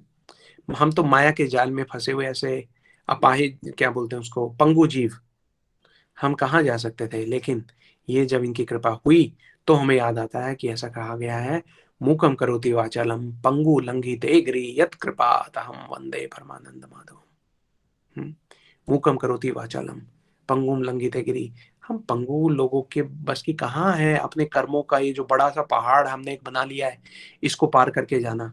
लेकिन ये तो भगवान की कृपा है कि वो यहाँ पे आते हैं, माया के जाल में फंसे हुए पंगु जीवों को ये हरे कृष्णा महामंत्र देते हैं, जिसके द्वारा हम नृत्य करते करते हैं, जब हम भगवान के नाम का संकीर्तन करते हैं तो संकीर्तन के नृत्य में हम अपने कर्म के पहाड़ को पार करके भगवान के नाम की कृपा की नैया में बैठकर भवसागर पार कर जाते हैं। हमारे हृदय जो पत्थर हो चुके हैं, ऐसे पाषाण हृदयधारी जीव का भगवत नाम का गायन करते हुए अपनी अश्रुधारा से हम अपने हृदय का मार्जन करते हैं। मार्जन कर करके उस हृदय को पिघलाते हैं। चेतो दर्पणम मार्जनम, हमें स्वयं का आत्म साक्षात्कार होता है। माया के द्वारा ये जो रचित, जिसे हम कहते हैं हमारे कर्मों से जो हमने बनाया अंधाकूप, खोदते जाते हैं गहरा गहरा गहरा स्वयं के, और उसमें गिर जाते हैं। उन गिरे हुए जीवों को हरि नाम की रस्सी पकड़ाकर भक्ति लता का संबल पाकर चढ़ते चढ़ते चढ़ते चढ़ते, देखिए जड़ जगत को पार करके हम भूलोक, भंवरलोक, स्वर्गलोक, महरलोक, जनलोक, तपलोक, सत्य लोक से होते हुए चित्त जगत तक में हमें ये भक्ति लता बीज ले जाता है। ये लेके इसलिए जाता है क्योंकि, इसलिए नहीं क्योंकि हम डिजर्व करते हैं, इसलिए नहीं क्योंकि हम इस कृपा के पात्र हैं, बल्कि इसलिए क्योंकि हम गौर तत्व की करुणा का पात्र बन गए हैं नित्यानंद प्रभु जी की कृपा से। तो इसलिए जैसा कि हमने ये कहा कि गौर तत्व समझना बहुत बहुत बहुत इंपॉर्टेंट है, जीव तत्व समझने बहुत बहुत बहुत इंपॉर्टेंट है, ताकि हम ये करुणा ले सकें। नित्यानंद प्रभु जी का तत्व समझना बहुत इंपॉर्टेंट है, इसमें हम खास एम्फेसिस दे रहे हैं, क्योंकि हमने समझ लिया कि भगवान कृष्ण कौन है, हम समझ लिया कि भगवान कौन है, भगवान की शक्तियां कौन है। अब भगवान की शक्तियां और उनकी जो कृपा है वो किस रूप में हमारे पास आ रही है, खासकर कलयुग में। तो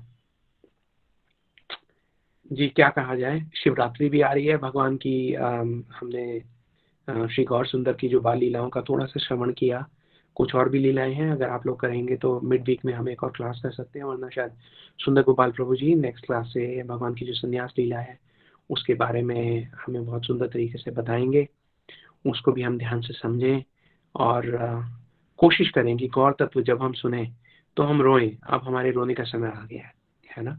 हमने माला करना सीख लिया है, माला के हम बहुत बड़े बड़े नंबर भी करने लगे हैं, लेकिन माला कैसे करनी है वो अब हमारे सीखने का समय आ गया है। गौर भगवान श्री गौर निताई के चरणों में गिर के, है ना, अपना आभार व्यक्त करते हुए, अपनी पतित स्थिति को ध्यान में रखते हुए, उनकी हेतु की कृपा की वांछा अपने मन में धारण करते हुए फिर हम माला उठाएं और फिर हम जाने कि हमें कितना धन मिल गया है जो आज तक किसी को कहीं मिला नहीं था। ब्रह्मांड में बड़े बड़े देवताओं को जो नहीं मिला था वो यहाँ पर आकर भगवान ने हमें बांट दिया है। जी चलिए, मेरे पास कुछ ज्यादा कहने को नहीं है। हाँ जी, पुष्पा दीदी का बहुत बहुत आभार, उन्होंने इतनी सुंदर लीला की, इतने अच्छे तरीके से बताया, समझाया हमें। और आप सब लोगों का बहुत बहुत आभार, आप इतनी देर तक हमारे साथ बैठे, आपने इस कथा का श्रवण किया। मेरे गुरु जी के चरणों में ऐसी प्रार्थना है कि किसने इस कथा का श्रवण किया उनको लाभ हो, वो अपनी अपनी भक्ति में आगे बढ़े, हम सब एक दूसरे का सहारा लेकर आगे बढ़े और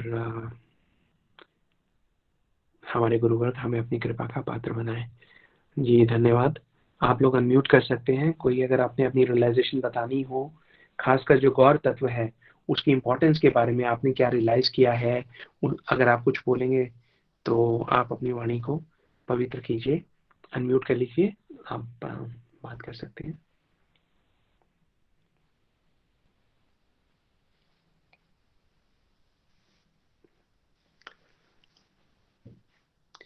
हरे कृष्णा।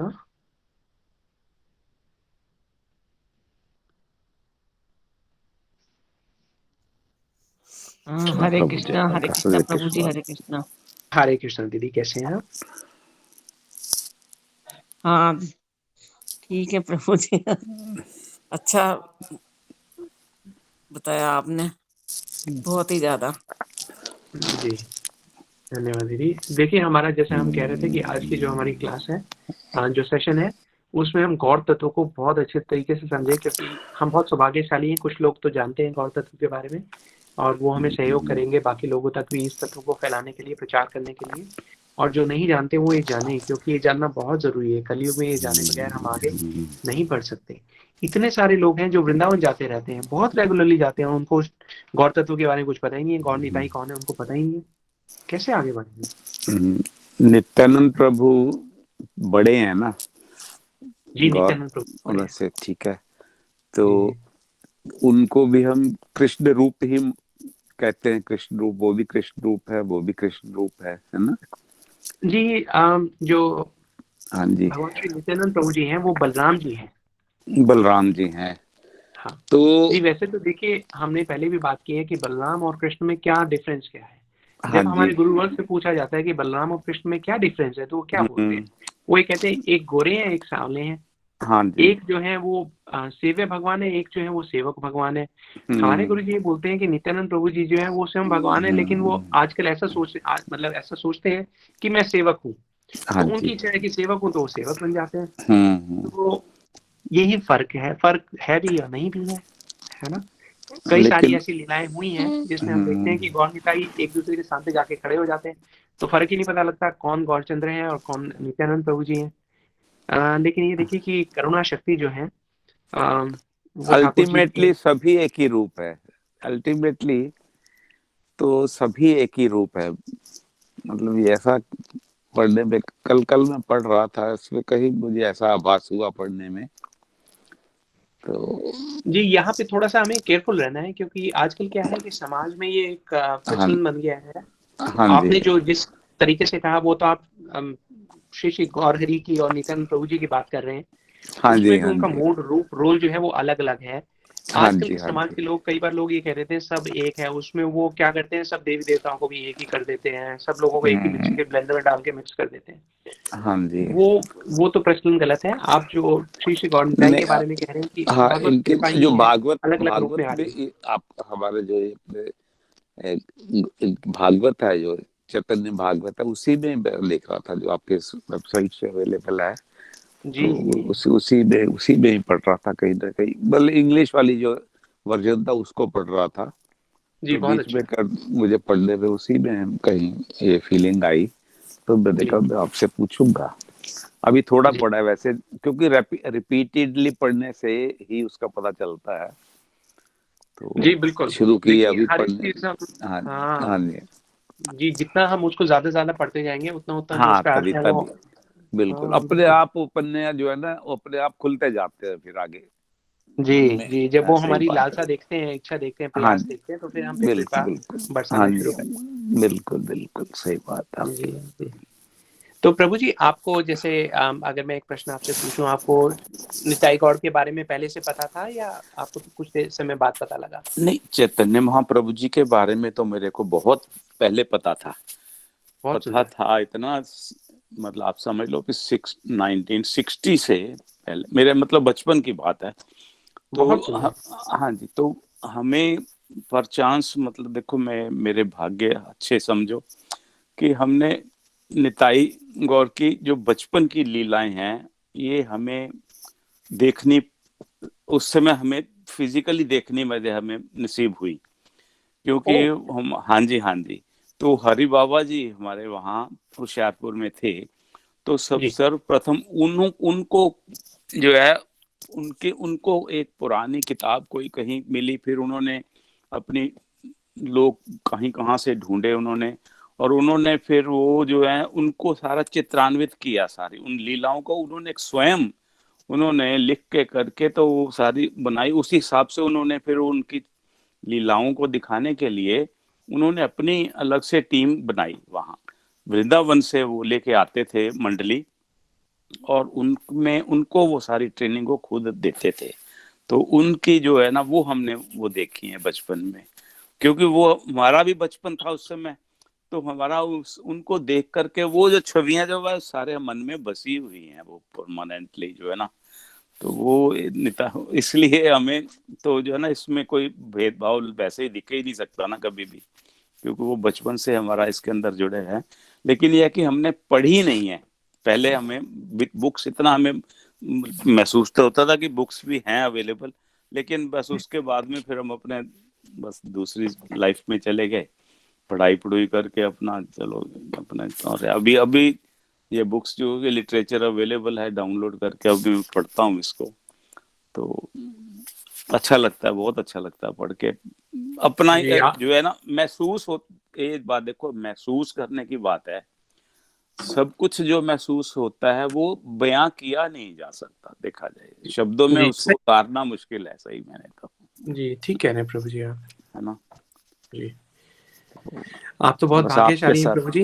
हमें भी हाँ आप आशीर्वाद दीजिए कि हमारा भी बस थोड़ा भाग्य बढ़े, नहीं, भक्ति बढ़े, हम पे भी कृपा हो ठाकुर जी की। मैं तो आप सबके साथ जो है ना जुड़ करके मैं ये बहुत अच्छा अपना सौभाग्य मानता हूँ कि आप और आप में सब में जो है इतना शुद्ध प्रेम ही मिल रहा है। आप सबके साथ मिलके इतनी सरल और इतना कंसंट्रेटेड एफर्ट से सभी करते हैं, बस मजा आ जाता है, बहुत आनंद आता है आपके साथ मिलके। जी, धन्यवाद प्रभु जी, आप अपना आशीर्वाद बनाए रखिए हम पे। हाँ जी, प्रभु जी सब, प्रभु का आशीर्वाद सबके ऊपर ही चाहिए, खुद ही कृपा करने वाले हैं, उनकी कृपा तो जी बस ये उनका कृपा स्वरूप ही है कि हम अब हमें मिल रहा है, अमृत मिल रहा है, घर बैठे हुए मिल रहा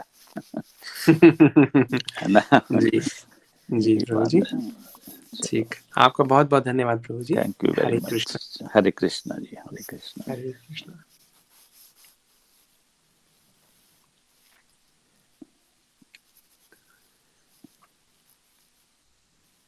जी हरे कृष्णा। कोई और बताना चाहेगा अपने अनुभव?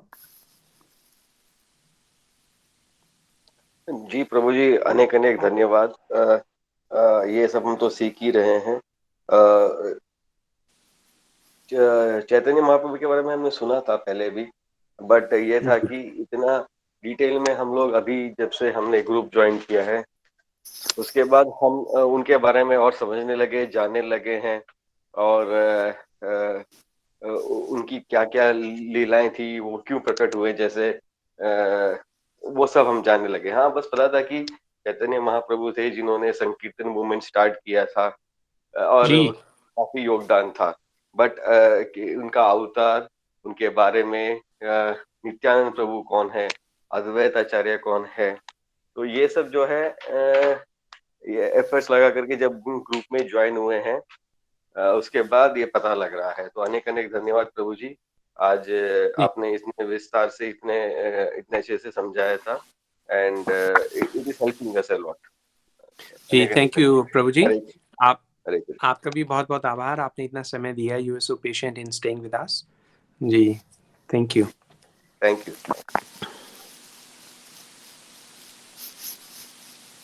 हरे कृष्ण प्रभु जी। हरे कृष्ण प्रभु जी। जी जी, क्या हुआ ना, मीन्स मेरा फ्रेंड ने मुझे बताया था, रिकमेंड किया था कि तुम भागवतम, श्रीमद् भागवतम पढ़ो। आज से लाइक 6 मंथ पहले का बात है। जी तो मैंने स्टार्ट किया पढ़ना, और वहाँ उसमें इंट्रोडक्शन के बाद में उसमें चैतन्य प्रभु का लीला बताया गया है इंग्लिश वाला में। तो उसमें life of the early life of childhood about Chaitanya Mahaprabhu के बारे में बताया गया है इसमें। तो मैं जब पढ़ा वो, तो जैसे कि अभी पुष्पा दीदी ने बताया, हमें मैया ने बताया कि वो जो सांप, वो जो स्नेक वाला लीला बताए, फिर जो चोरी हो जाने वाला लीला बताए हैं जी। तो ये सब जब मैंने पढ़ा, फिर मैं सोचा ये कौन थे, ये तो ऑलमोस्ट कृष्णा जी के जैसे कर रहे हैं, वो जैसा लीला बताए थे ये भी ऐसा। तो मैं सोचा अरे ऐसा कैसे हो सकते सेम टू सेम। तो मुझे जिसने रिकमेंड किया, मैं उससे पूछा, वो बोलते मुझे भी पता नहीं, कुछ हो सकता है। मैं जैसा हो रहा है वो सेम है हो रहा है, पर आज वो क्लियर हुआ है एक्चुअली वो क्या था असली में। मैं सोचा ऐसा कैसे हो सकता है सेम टू सेम। मैं तो थोड़ा देर सोचने लग गया कि शायद ये कुछ भी लिख दिए इसमें, पर आज पूरा क्लियर हो गया अच्छा से। जी प्रभु जी ठीक है प्रभु जी, थैंक यू। हरे कृष्ण। कैसे हो आप बाय द वे? जी मैं ठीक हूँ प्रभु जी, आप सब लोगों का आशीर्वाद है। जी प्रभु जी, हरे कृष्ण। हरे कृष्ण प्रभु जी।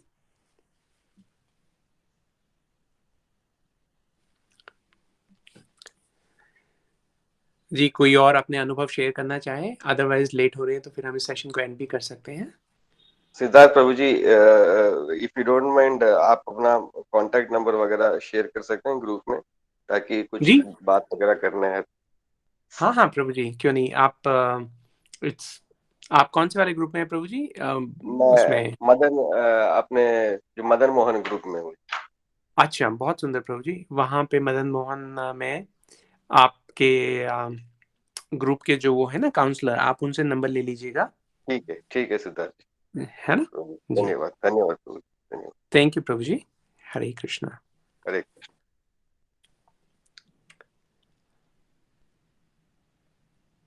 जी हम फिर आज के सेशन को यहाँ पे एंड करते हैं। आप लोगों के अगर और भी कोई क्वेश्चन हो, कोई कमेंट्स वगैरह अगर आप देना चाहें तो आप ग्रुप पे पोस्ट कर सकते हैं, उससे उसके जो आंसर्स हैं सब लोगों को मिल जाएंगे।